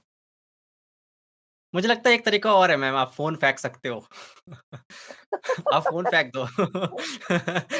हमारे घरवाले नहीं कहते, राइट। हमारी हमारी मम्मी कहती है ना, फ़ोन में घुस जा। यही है सारे फ़साद की जड़। हमें बहुत गाली मिलती है मम्मी वगैरह से। हाँ, ये तो है मैम। और मैम, आपको लगता है ये डिजिटल डिटॉक्स एक वर्ड है बहुत ज़्यादा फ़ेमस हो रखा है इंटरनेट पे, डोपामाइन डिटॉक्स। तो आपको लगता है हुँ। कि इसने हमारे जो डोपामाइन जो रिवार्ड सिस्टम है, उसके साथ बहुत खिलवाड़ किया है ऐसे कंटेंट ने? हाँ, किया है। हमारे डोपामाइन रिवॉर्ड सिस्टम के साथ खिलवाड़ कर लिया है और हुँ, एक समय पे ना जब हम शुरुआत में काउंसलिंग करते थे, तो तब हम ये समझते थे कि जो लोग बहुत ज़्यादा नशा करते हैं, उनके रिवॉर्ड सिस्टम के साथ इतना ज़्यादा खिलवाड़ हो गया है, वो उनका रिवॉर्ड सिस्टम इतना ज़्यादा ओवर एक्टिव हो चुका है, इतना ज़्यादा उसने इंसान को खुशी दी या जो भी रीज़न था, तो उस दिक्कत की वजह से अब वो खुश नहीं हो पा रहा है। ओके? तो ठीक उसी तरीके से हमने भी अपने डोपामाइन सिस्टम को ओवर एक्टिवेट कर करके अपने रिवॉर्ड सिस्टम को इतना ज़्यादा निचोड़ लिया है कि वो हमारे डिप्रेशन का एक कारण है है, ओके? जो हम इतना ज़्यादा स्टिम्युलेशन चाह रहे हैं, कुछ मज़ा, कुछ नया, कुछ अनोखा, उ उसके वजह से हम उदासीनता में घिरे जा रहे हैं, फँसे जा रहे हैं। हुँ। और मैंने मैम कहीं पढ़ा भी था कि हमने ना बोर होना बंद कर दिया। हम गाँव में बहुत ज़्यादा बोर हुआ करते थे। हम खाली बैठ सकते थे अपने थॉट्स के साथ, खुद के साथ। अब तो मैं देखता हूँ कि अगर मैं खाली बैठा हूँ ना, जैसे अभी तो काम कर रहा हूँ, मेरे हाथ में कुछ भी नहीं है, मेरे हाथ में वैसे मैं किताब रखता हूँ आगे, बट कुछ ना हो ना तो ऐसा लगता है कुछ अजीब हो रहा है। लाइक कोई रेस थी जिसमें हमें दौड़ना था और वो अचानक से हम लोग उस रेस से बाहर हो गए हैं और हमें भागना पड़ेगा। तो हमने बोर बोर होना ही बंद हो गया, मतलब हमने कर दिया है। एक एक्सपेरिमेंट मैंने कहीं देखा था कि एक कमरा दिया गया बहुत सारे पार्टिसिपेंट को कि आप एक कमरे में बैठो और वो पूरा कमरा खाली है, कुछ नहीं है उसमें, कुछ भी नहीं है। बस एक स्विच है, एक बज़र है जिसको दबाने पे आपको इलेक्ट्रिक शॉक मिलेगा छोटा-सा। तो 95% लोगों ने बोर होने की जगह उस बज़र को दबाना पसंद किया। उनको स्टिमुलेशन चाहिए था कुछ ना कुछ, वो बोर नहीं हो सकते थे। तो इसमें मैम आपका ये सवाल क्या है? नहीं, सवाल मैं ज़रूरी नहीं है, इट्स नॉट अ कन मतलब यू ये जस्ट ऐसा से कोई इंटरव्यू नहीं है मैम। मेरा ओके, पॉडकास्ट इंटरव्यू नहीं होता है मैम, कन्वर्सेशन होती है, तो ऐसा कुछ नहीं है। चल बात कर नाम ही है। ओके, बस बात ओके। करनी होती है, हाँ। तो मैं तो आपको पूछूँ? ओके मैम, पूछो, बिल्कुल। तो फिर रवि जी, ये जो आप समझ हुँ, रहे हैं कि आप देख रहे हैं कि हर कोई अपने तरीके से हासिल कर रहा है ओके? अपने तरीके से कोशिश कर रहा है। आप कोशिश कर रहे हैं, मैं कोशिश कर रही हूँ, आपका वो दोस्त जो आईटी में है, वो सहेली जो पुलिस में है, हर कोई अपनी तरह से कोशिश कर रहा है। आपको क्या लगता है, हमें इतनी कोशिश करने की ज़रूरत है? अगर आप सक्सेसफुल होने की कोशिश बंद कर देंगे, तो फिर क्या हो जाएगा? क्या नुकसान है, अगर आज हमारा समाज नहीं सक्सेसफुल होने की कोशिश करेगा? तो फिर क्या हो सकता है? नुकसान क्या है, फ़ायदा क्या है? मैम सबसे पहले तो मैम अपना बताऊँगा मैं कि मेरे को लगता है मैम कि एक कैनवास पड़ा है मेरे पास खाली, मेरी पूरी ज़िंदगी, ठीक है? अब ये मेरे ऊपर डिपेंड करता है कि मैं इसको कैसे पेंट करना चाहता हूँ, मेरी खुद की सक्सेस की डेफिनिशन बना के। मैं दुनिया की डेफिनिशन नहीं देखता, मुझे उससे फ़र्क नहीं पड़ता कि इलॉन मस्क की जितनी मुझे वेल्थ होनी चाहिए या फिर एक इतनी करोड़ की कंपनी यूनिकॉर्न होना चाहिए या फिर मेरे पास एक लैम्बोर्गिनी होनी चाहिए। मेरी खुद की एक सक्सेस की डेफिनिशन है। अगर मैं बताऊँ तो मेरी सक्सेस की डेफिनिशन सिंपल है कि मुझे 35 तक फाइनेंशियली फ्री हो जाना है। मुझे उसके बाद कोई काम नहीं करना, लाइक कोई भी काम नहीं करना। मुझे बस घूमना है, ट्रैवल करना है, दैट्स ऑल। तो मैम, मेरे हिसाब से अगर एक ज़िंदगी मेरे को मिली है और मैं एक स्पर्म रेस जीत के आया ही हूँ, एक एक्सीडेंट्स के ज़रिए यहाँ पहुँचा ही हूँ, तो मैम मैं अपना बेस्ट देना चाहूँगा। मैं खाली नहीं बैठ सकता क्योंकि मुझे पता है सब कुछ एक दिन खत्म हो जाएगा और इसका मतलब किसी का भी नहीं है, नाइलिस्ट अप्रोच है मेरा थोड़ा कि यार कुछ खत्म ही हो जाना है सब कुछ अगर, तो जो भी है, जैसी पेंटिंग बनाने का मन है ना, खाली कैनवास है, जो मन है बना लो। और कोई जज करने वाला नहीं है, किसी और के लेंस से मत देखो कि यार ये पेंटिंग अच्छी नहीं बनी, खराब बन गई। अगर मैं खाली एक लाइन भी ड्रॉ करके निकल जाता हूँ ना, तो मैं उसमें भी मैं सैटिस्फैक्शन हूँ कि हाँ भाई, मैंने अपना काम कर दिया, जो मुझे करना था। और एक पेड़ लगा के जाना चाहता हूँ।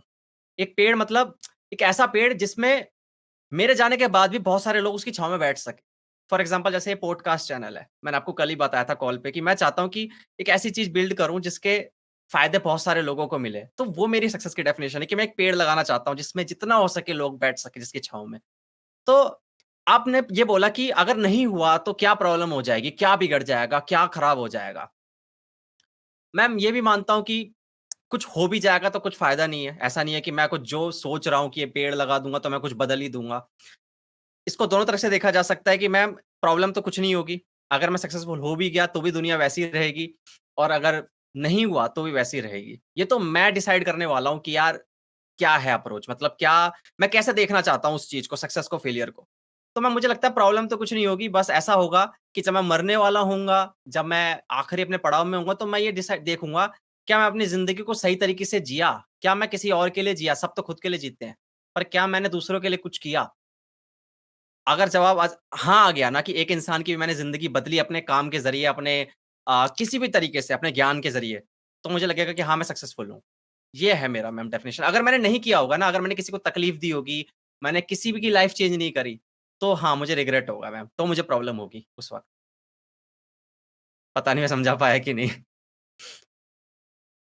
सो जो चीज़ आप कह रहे हैं ना, मेरे ख़्याल से वो ही बात बहुत सारे युवाओं के मन में है।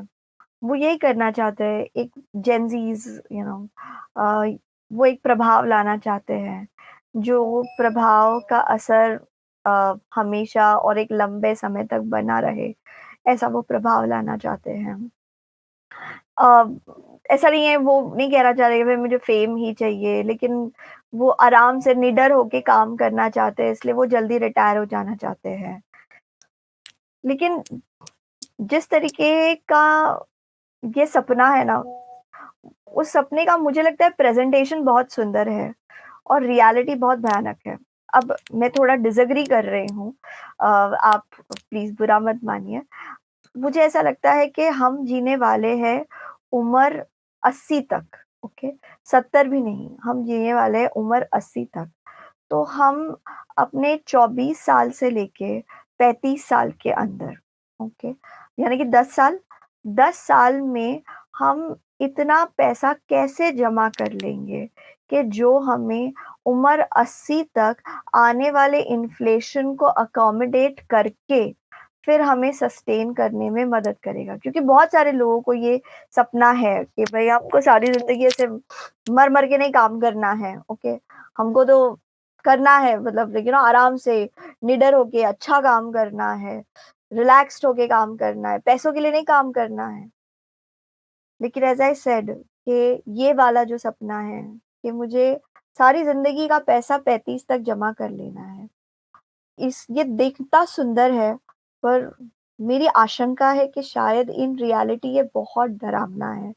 क्योंकि आप कहीं पे कह रहे हो देन 45, 55, 65, 75, 85, 50 साल का पैसा आप 10 साल में कमाएंगे।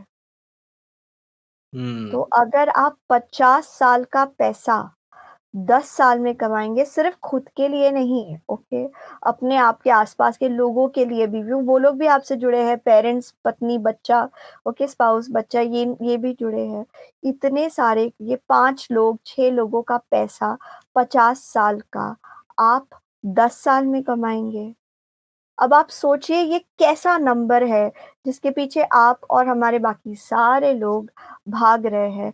लेकिन साथ में एक और, यू नो, अगर आप सोचे कि साथ में एक और इच्छा भी है कि नहीं यार, हम जीना भी तो चाहते हैं, हम दुनिया देखना चाहते हैं, हम घूमना चाहते हैं, हम अनुभव करना चाहते हैं, क्योंकि हम अनुभव के भूखे हैं।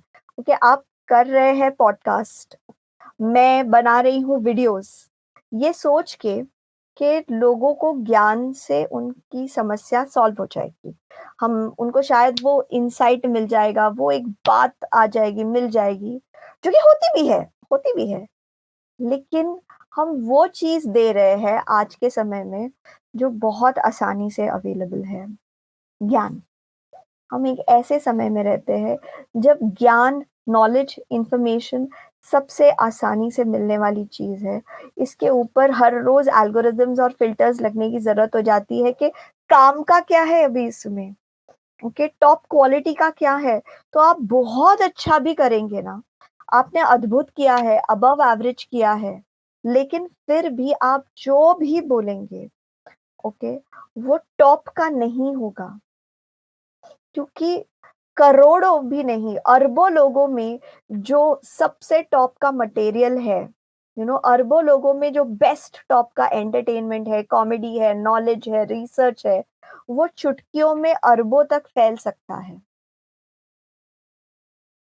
ओके, हुँ। तो फिर हमारा अबव एवरेज काम, अबव एवरेज ज्ञान, क्या ये सच में लोगों के लिए हुँ। बहुत वैल्यूबल है? ये एक समय पे मेरा डर है, डर भी नहीं, मेरी आशंका है, आई वुड से, मेरी आशंका है कि मेरे बनाए हुए सारे वीडियोस एक समय के बाद कचरा हो जाएंगे, मुझी को नहीं देखने का मन करेगा, तो कोई और क्या ही देखेगा। मेरे परिवार वाले मेरे मरने के बाद भी कितने वीडियोस देखेंगे मेरे, कितना मुझे मिस करेंगे। ओके, सो क्योंकि वो मूव ऑन कर जाएंगे ना, कितना देखेंगे। सो मुझे नहीं लगता हुँ। कि ज्ञान is what people are looking for. हम ज्ञान से प्रभाव तो नहीं ला सकते वाले हैं। ओ, ओके, लेकिन हम काम से प्रभाव ला सकते हैं। जैसे कि एक ना महाशय है, रामवीर तलवार है मेरे ख्याल से उनका नाम, और वो झीलों को साफ करते हैं, और वो कचरे वाले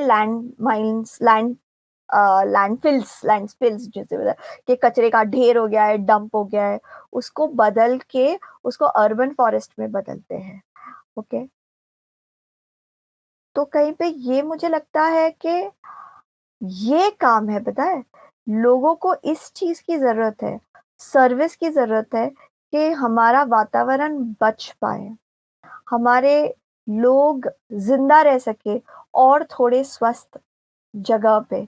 ज्ञान जो आप कर रहे हैं, जो मैं कर रही हूँ, that's okay, okay, hmm. Seriously उससे कोई खास प्रभाव नहीं पड़ने वाला। And I am so sorry, मैं आपका शायद दिल तोड़ रही हूँ, लेकिन मैं नहीं, खुशी ऐसा नहीं है। हूँ। मेरा मेरा मेरा आंसर आने वाला है, आप बोल लो। हाँ, मेरा आंसर आने वाला है, आप तो बोलो। या तो हाँ। मुझे लगता है कि कहीं पे प्रभावशाली काम एक चीज है, और उसके पीछे भी निर्लोभी होके काम करना, माइंडफुल होके काम करना, अ, वो उस काम करने वाले व्यक्ति को भी मेंटली स्टेबल रखेगा। प्लीज, आपका जवाब मैं सुनने के लिए व्याकुल हूँ। मैम ये कहूँगा कि जो नॉलेज होती है ना, वो स्टार्टिंग पॉइंट होती है। अगर नॉलेज ही नहीं है तो आप शुरुआत भी कैसे करोगे? वो पहला कदम ही नॉलेज रखता है। फॉर एग्ज़ाम्पल मैंने वीगनिज़्म वीगनिज़्म के ऊपर 2 पॉडकास्ट किए थे। 2 वीगन्स हैं इंडिया के, 2 बहुत बड़े वीगन्स हैं, उनके साथ पॉडकास्ट किया था। इससे पहले मैं वीगन्स के खिलाफ था। अब मुझे पता चला है जैसे कि हाँ यार, ये ऐसा-ऐसे होता है, एनिमल के साथ ऐसे क्रूरल्टी वगैरह होती है।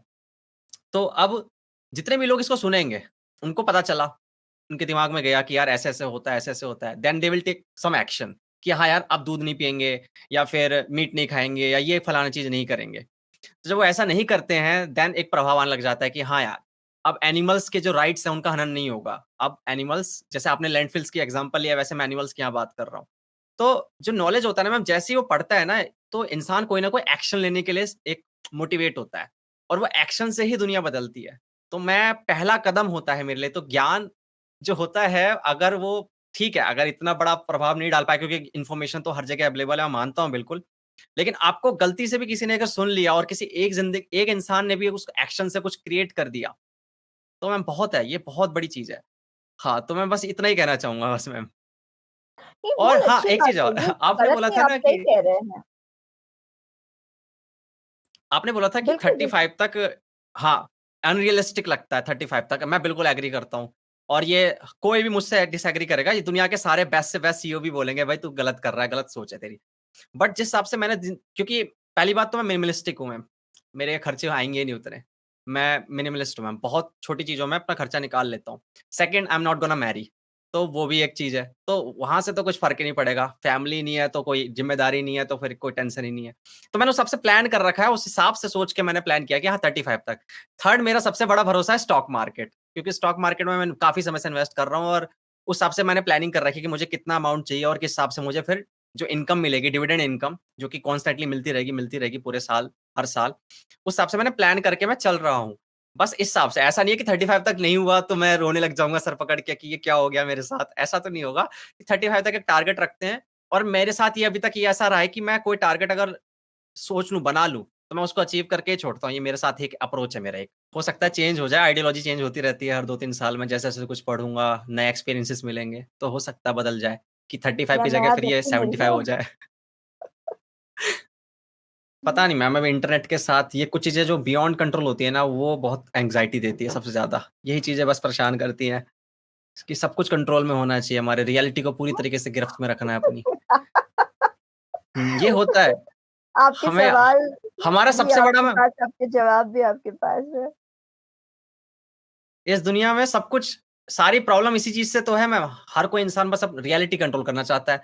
वो ज़्यादा पैसे कमाना चाहता है ताकि कोई अगर सिचुएशन क्रिएट हो तो वहाँ पैसा डाल दे और वो ठीक हो जाए सिचुएशन। मतलब एक उसको पता है, उसका भ्रम है वैसे ये, होगा नहीं कभी। पर वो क रियलिटी कंट्रोल करना चाहता है सब कुछ, बस यही है हाँ, मैम इस ज सबसे बड़ा सबसे बड़ी फिलॉसफी।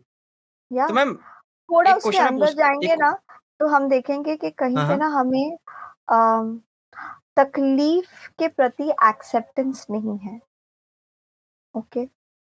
हम रियलिटी को क्यों कंट्रोल करना चाहते हैं? क्योंकि हम एक ज़िद करके बैठे हैं कि मुझे कोई तकलीफ होनी ही नहीं चाहिए। हम ये नहीं मान रहे हैं कि अगर ये ज़िंदगी जिएँगे तो तकलीफ होगी, उसे सहना पड़ेगा, वो इस ज़िंदगी का हिस्सा है। आप कोई नहीं हो सकते, मतलब आप दुनिया के कोई ऐसे पोज़ीशन पे नहीं पहुँच सकते, अमेरिका के राष्ट्रपति नहीं बन सकते, इंडिया के सबसे अमीर इंसान नहीं ही हो सकते, कुछ नहीं हो सकते। आप किसी भी ऐसी पोज़ीशन में नहीं पहुँच सकते जहाँ पे आपकी रियलिटी से तकलीफ निकल जाएगी।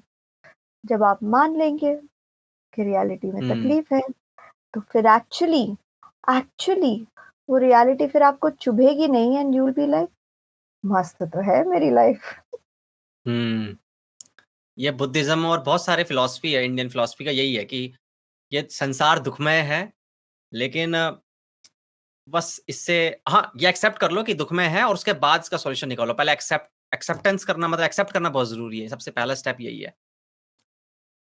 मैम एक इसी से मतलब जुड़ा सवाल था कि हमारी जनरेशन इतनी कन्फ्यूज़ क्यों रहती है? मतलब हम ना देखते हैं कि हमारे घर वाले जो थे मतलब हमारे जो मम्मी-पापा वाली जनरेशन थी, वो स्टेप्स तुरंत ले ली थी। कोई डिसीज़न सोचा कि हाँ यार यही कॉलेज लेना है, यही स्ट्रीम लेनी है, इसी से शादी करनी है, सारे डिसीज़न ले लेते थे, यहीं घर बनाना है। और हम यहाँ पे ये डिसाइड नहीं कर पाते वहाँ जाके कि यार कौन-सा पिज़्ज़ा लेना है। लाइक हम इतने कन्फ्यूज़ क्यों होते जा रहे हैं? इसलिए कि शायद हमारे पास अब बहुत ऑप्शंस हैं या फिर कुछ और कारण है? आप सवाल भी खुद पूछते हैं और आपको जवाब भी सब पता है। सच्ची है मैंने ना? जवाब दे दिया क्या? मैंने जवा बिल्कुल, पता नहीं मैम, मुझे नहीं मेरे पता मैंने जवाब कन्फ्यूज़न दिया का कि नहीं। यही रीज़न है कि हम पिज़्ज़ा खरीदने जाएँगे तो हमारे पास तरह-तरह के पिज़्ज़ा है कस्टमाइज़ेशन के नाम पे। हम हमारा बेस अलग चूज़ करते हैं, चीज़ अलग चूज़ कर सकते हैं, टॉपिंग्स अलग चूज़ कर सकते हैं, प्राइसिंग, डिस्काउंट्स ये वो मिला के एक फ्रिकिंग पिज़्ज़ा इतना मुश्किल हो जाता है सिलेक्ट करना। ठीक उसी तरीके हुँ, से जब हम एक पार्टनर चुनने जाते हैं, ओके जैसे कि अभी के समय में बहुत सारे मेरे पहचान के भी लोग हैं जो एक पार्टनर नहीं चुन पा रहे हैं, सिंगल बैठे हुए हैं एंड मेरी शादी बहुत कम उम्र में हो गई थी, आज के स्टैंडर्ड से तो कम उम्र ही है। मैं 24 की थी और मेरे हस्बैंड की और भी कम उम्र की में हो गई थी बिकॉज़ वो 26 के थे और आज के टाइम में 26 साल का कोई लड़का शादी करने के बारे में बिल्कुल नहीं सोचता। ओके और हम ये देखते हैं ना, फिर हम सोचते हैं कि अरे! हम हम कैसे एक-दूसरे को मिल गए और हमने कैसे एक-दूसरे को सिलेक्ट कर लिया? हमने क्यों सिलेक्ट किया? क्योंकि वो और मैं दोनों ही बहुत अलग पर्सनैलिटी के हैं और वो और मैं दोनों ही अलग-अलग कल्चरल बैकग्राउंड के हैं। मतलब हमारी मदर टंग सेम है, लेकिन कल्चरली हम बहुत अलग हैं, अलग शहर, अलग लाइफ़स्टाइल, अलग सब कुछ। तो हमने ऐसे कैसे एक-दूसरे को हाँ बोल दिया और हमने ऐसे कैसे इतने जल्दी डिसीज़न ले लिया इतने कम उम्र में। ओके, जबकि इनफैक्ट मेरी मॉम तो चाहती थी कि मैं और थोड़ी पढ़ाई करूँ और थोड़ा हुँ, टाइम यू नो अपने करियर को सेट करने में लगाऊँ, but I was like very cure. So कहीं पे ना बोथ ऑफ अस मैं और मेरे हस्बैंड हम दोनों ना जो चीज़ अच्छी लगी है, फिर उस पे एडजस्ट करने के लिए रेडी थे। मतलब ये व्यक्ति मुझे मिले हैं, ये मुझे अच्छे लग रहे हैं, लेकिन इसमें कुछ ऐसा भी है जो मुझे अच्छा नहीं लग रहा है। ये परफेक्ट नहीं है, पर उस पे हम एडजस्ट कर लेंगे। ये मुझे नौकरी मिली है, ये नौकरी बहुत अच्छी है, अच्छा पगार दे रही है, ऑफ़िस वाले लोग भी बहुत अच्छे हैं, लेकिन इसमें इतना ज़्यादा ग्रोथ अपॉर्च्युनिटी नहीं है। एडजस्ट कर लो, एक्सेप्ट कर लो, चलेगा कोई बात नहीं, ओके। ये मैं एक ट्रिप पे जा रहा हूँ और ट्रिप पे मुझे अच्छा खासा डिस्काउंट मिला है, ओके। लेकिन उसमें सिर्फ़ 1 रात में फ्री स्टे है, बाकी तो मुझे अपनी जेब से ही देना पड़ेगा। तो फिर एडजस्ट कर लो थोड़ा। तो डिस्काउंट्स वगैरह जो भी कहीं पे ना जब आप कहते हैं ना नहीं मुझे एडजस्ट नहीं करना, मुझे ना वो एक परफेक्ट पार्टनर मिलेगा, परफेक्ट मुझे नौकरी मिलेगी, परफेक्ट मेरे एक्सपीरियंसेस होंगे, परफेक्ट खाना मुझे खाने को मिलेगा। हम ये जो दूसरों को स्क्रीन पे देख रहे हैं, जो हमको झूठ बोल रहे हैं, ओके? तो हुँ, उनके झूठ में हम फँस जाते हैं और हमको लगता है कि ऐसा कुछ परफेक्ट होगा। शायद वो परफेक्ट इंसान मेरे लिए बना हुआ होगा। क्योंकि हर कोई कोई भी सेलिब्रिटी, कोई कॉमेडियंस अरे कॉमेडियंस भी अपने शादी का, बेडरूम का और पर्सनल लाइफ के रील्स बना-बना के सब जगह बाँट रहे हैं और हमें लगता है कि यार ओह वाओ! देखो रितेश और जेनेलिया में कितना प्यार है, यानी कि दुनिया में कहीं तुम्हारे लिए परफेक्ट इंसान बना है। एडजस्ट मत करो, ऊपर से मोटिवेशनल स्पीकर्स आ जाएँगे जो आपको बोलेंगे, एडजस्ट मत कर अपने लाइफ में, ओके? जो चाहिए तुझे उसके लिए जा, ओके? तुझे जो चाहिए तो जो मिलके रहेगा, उसके ऊपर लॉ ऑफ अट्रैक्शन वाले आ जाएँगे और वो बोलेंगे visualise Visualize that you're getting what you want in your life. Your perfect partner is coming to you. You only have to make way for that blessings to come. उसके ऊपर बाबा लोग आ जाएँगे बोलेंगे कि अभी तक आपने रोटी नहीं डाली जानवर को? अरे! रोटी डालना शुरू कीजिए फिर उसके बाद आपको ब्लेसिंग्स आती रहेगी। हाँ, ओके? हाँ, हाँ। ये सब कुछ भी मैनिपुलेशन और ये सब कुछ भी चक्कर में आप नहीं फँसते। अगर आप हाँ। मेरी बात मानते और एडजस्ट करने के लिए रेडी हो जाते कि यार कि ये बंदा अच्छा कमा रहा है लेकिन बहुत मोटा है, तो क्या हुआ? एडजस्ट कर लो थोड़ा। हुँ, कि अरे कितना हैंडसम लड़का है, कितना अच्छा व्यवहार है इसका, लेकिन पैसे नहीं है इसके जेब में। तो क्या हुआ, एडजस्ट कर लो यार थोड़ा। कल कल आज नहीं कमा रहा है, कल कमा लेगा। वो नहीं कमा रहा है, तुम कमा लो। ओके, तो हुँ, एडजस्ट कर लो थोड़ा अपने पिज्जा पे, अपने पार्टनर पे। तो बिल्कुल आपको मैम। कंफ्यूज नहीं रहना पड़ेगा, आपको अकेले नहीं रहना पड़ेगा। और ऑटोमेटिकली हुँ, आप अपनी जिंदगी में अच्छा समय बिताएंगे। आपको रील्स में डोपामिन रश ढूंढने की जरूरत नहीं पड़ेगी। आपको जिंदगी में ऑटोमेटिकली ऑक्सीटोसिन और सेरोटोनिन मिलेगा, जो आपको स्टेबल, सुख, शांति का अनुभव कराएंगे। हुँ, नाइस मैम। ये मैम डेटिंग साइट्स पे भी मैंने देखा है, जहाँ पे लोग आते हैं, मतलब लोग पढ़ा है मैंने केस स्टडी वगैरह कि वो ज़्यादा देर तक ना मतलब उस इंसान के साथ वक़्त नहीं बिताते। अगर वो किसी को चूज़ भी कर लेते हैं, तो उनको लगता है बहुत ऑप्शंस पड़े हैं मेरे पास। वहाँ पे मैं ये नहीं तो 36 सही है मेरे पास। तो उस कारण जब इतने सारे ऑप्शंस अवेलेबल हो ना, तो एक इंसान ना जल्दी चूज़ नहीं कर पाता। उसको लगता है शायद बेटर वर्ज़न मेरा इंतज़ार कर रहा है फ्यूचर के अंदर। मुझे कुछ मिल ही जाएगा। इससे थोड़ा और 1% बेस्ट मिल ही जाएगा मेरे को। और वही वाली बात है, फिर हम एडजस्ट करना भूल गए हैं। ये जनरेशन अब एडजस्ट नहीं कर पाती। उसको लगता है कि कहीं न कहीं है कुछ। मतलब बहुत हाइपर ऑप्टिमिस्टिक भी है कि यार कुछ ना कुछ अच्छा मिलना ही है, मिलेगा ही। और इसी कारण हम एडजस्ट नहीं कर पाते हैं। और विकास दिव्यकृति अगर आप जानते हैं, अगर यूपीएससी के जो अ, लेक्चर देते रहते हैं वो, उन्होंने बोला था कि जो इम्परफेक्शंस होते हैं ना सामने वाले के, उसके साथ लेके आओ उस इंसान को। ये मत सोचो उसके परफेक्शंस तो ठीक है तुम्हें दिख रहे हैं, पर उसके इम्परफेक्शंस को देखो और उसको भी बोलो हाँ, ये भी मुझे चाहिए। मुझे इसको भी रखना अपने साथ। ये बहुत ही अपने आप में खूबसूरत बात लगती है मैम और ये जनरेशन के साथ हो रहा है थोड़ा। इसी कारण जल्दी हम कुछ भी चूज़ नहीं कर पा रहे। हम तो अपना करियर चूज़ नहीं कर पाते, ये जॉब डिसाइड नहीं कर पा रहे। मेरा एक दोस्त पिछले 2 साल से डिसाइड नहीं कर पा रहा है कि इस जॉब से निकलूँ कि नहीं निकलूँ। वो कह रहा है यार निकलूँ कि नहीं निकलूँ, निकलूँ। वो हर बार मुझे सेम कहानी आके बताता है यार। मैं बस सोच ही रहा हूँ यार, बस सोच ही रहा हूँ। होता है मैम बिल्कुल, सही कह रहे हो आप। तो मुझे ऐसा लगता है कि एटलीस्ट जब पार्टनर की बात है, तो अगर अगर आपका पार्टनर आपको अब्यूज नहीं कर रहा है, अब्यूज बहुत स्पष्ट एक चीज है, उसको लेके कोई कंफ्यूजन नहीं है, ठीक है ना। तो अगर आपका पार्टनर आपको अब्यूज नहीं कर रहा है, प्यार भी करता है और उसमें कुछ कमियां भी है, तो फिर आपने ना अपने आप को चैलेंज करना चाहिए कि इस इंसान को मुझसे ज्यादा कोई और प्यार करके दिखाए। हम तो इनको वाओ! इतना प्यार करेंगे कि कि ये इस तरीके का प्यार कहीं और पा ही नहीं सकते, हमारी गारंटी है। ओके, हम ऐसा प्यार करेंगे कि इनकी कमियां छोटी पड़ जाएंगी हमारे प्यार के आगे। और वो एक्सपीरियंस, जब आप अपने आप को चैलेंज देते हैं ना, हम इनको ऐसा प्यार करेंगे कि क्या है इनकी कमियां, इनकी कमियों के साथ हम इनको प्यार करेंगे, धुआंधार प्यार करेंगे। ऐसा प्यार जो कोई इंसान अपने संतान से नहीं करता हो, उससे ज्यादा प्यार हम एक व्यक्ति से करेंगे जिससे हमारा खून का रिश्ता भी नहीं है। तो जब आप अपने आप को ऐसा हुँ, चैलेंज कर देते हो, आप एक खुद बेहतर इंसान बन जाते हो। आपके रिलेशनशिप का तो फिर कहना ही क्या, वो तो उसके ऊपर मैं डिटेल से नहीं जाती। मुझे अपनी पर्सनल रिलेशनशिप का रिफ्लेक्शन देना अच्छा नहीं लगता। मैं उस पर बात नहीं करती ऑनलाइन ज्यादा। लेकिन मैं यही कहूंगी कि जब आप ऐसा करते हो ना, तो आप खुद ही एक बेहतर इंसान बन जाते हो, ज्यादा सिक्योर इंसान बन जाते हो, आपका रिलेशनशिप सिक्योर बन जाता है, क्योंकि आप सामने वाले को कहते हैं यार, तुमको कहीं और ज्यादा प्यार मिलेगा, जाओ ना, देखते हैं। हुँ, कहाँ हाँ, बिल्कुल। जाओगे। और हम तो तुमसे इतना प्यार करते हैं कि तुम कहीं जाके भी आओगे तब भी हम तुमको इतना ही प्यार करेंगे।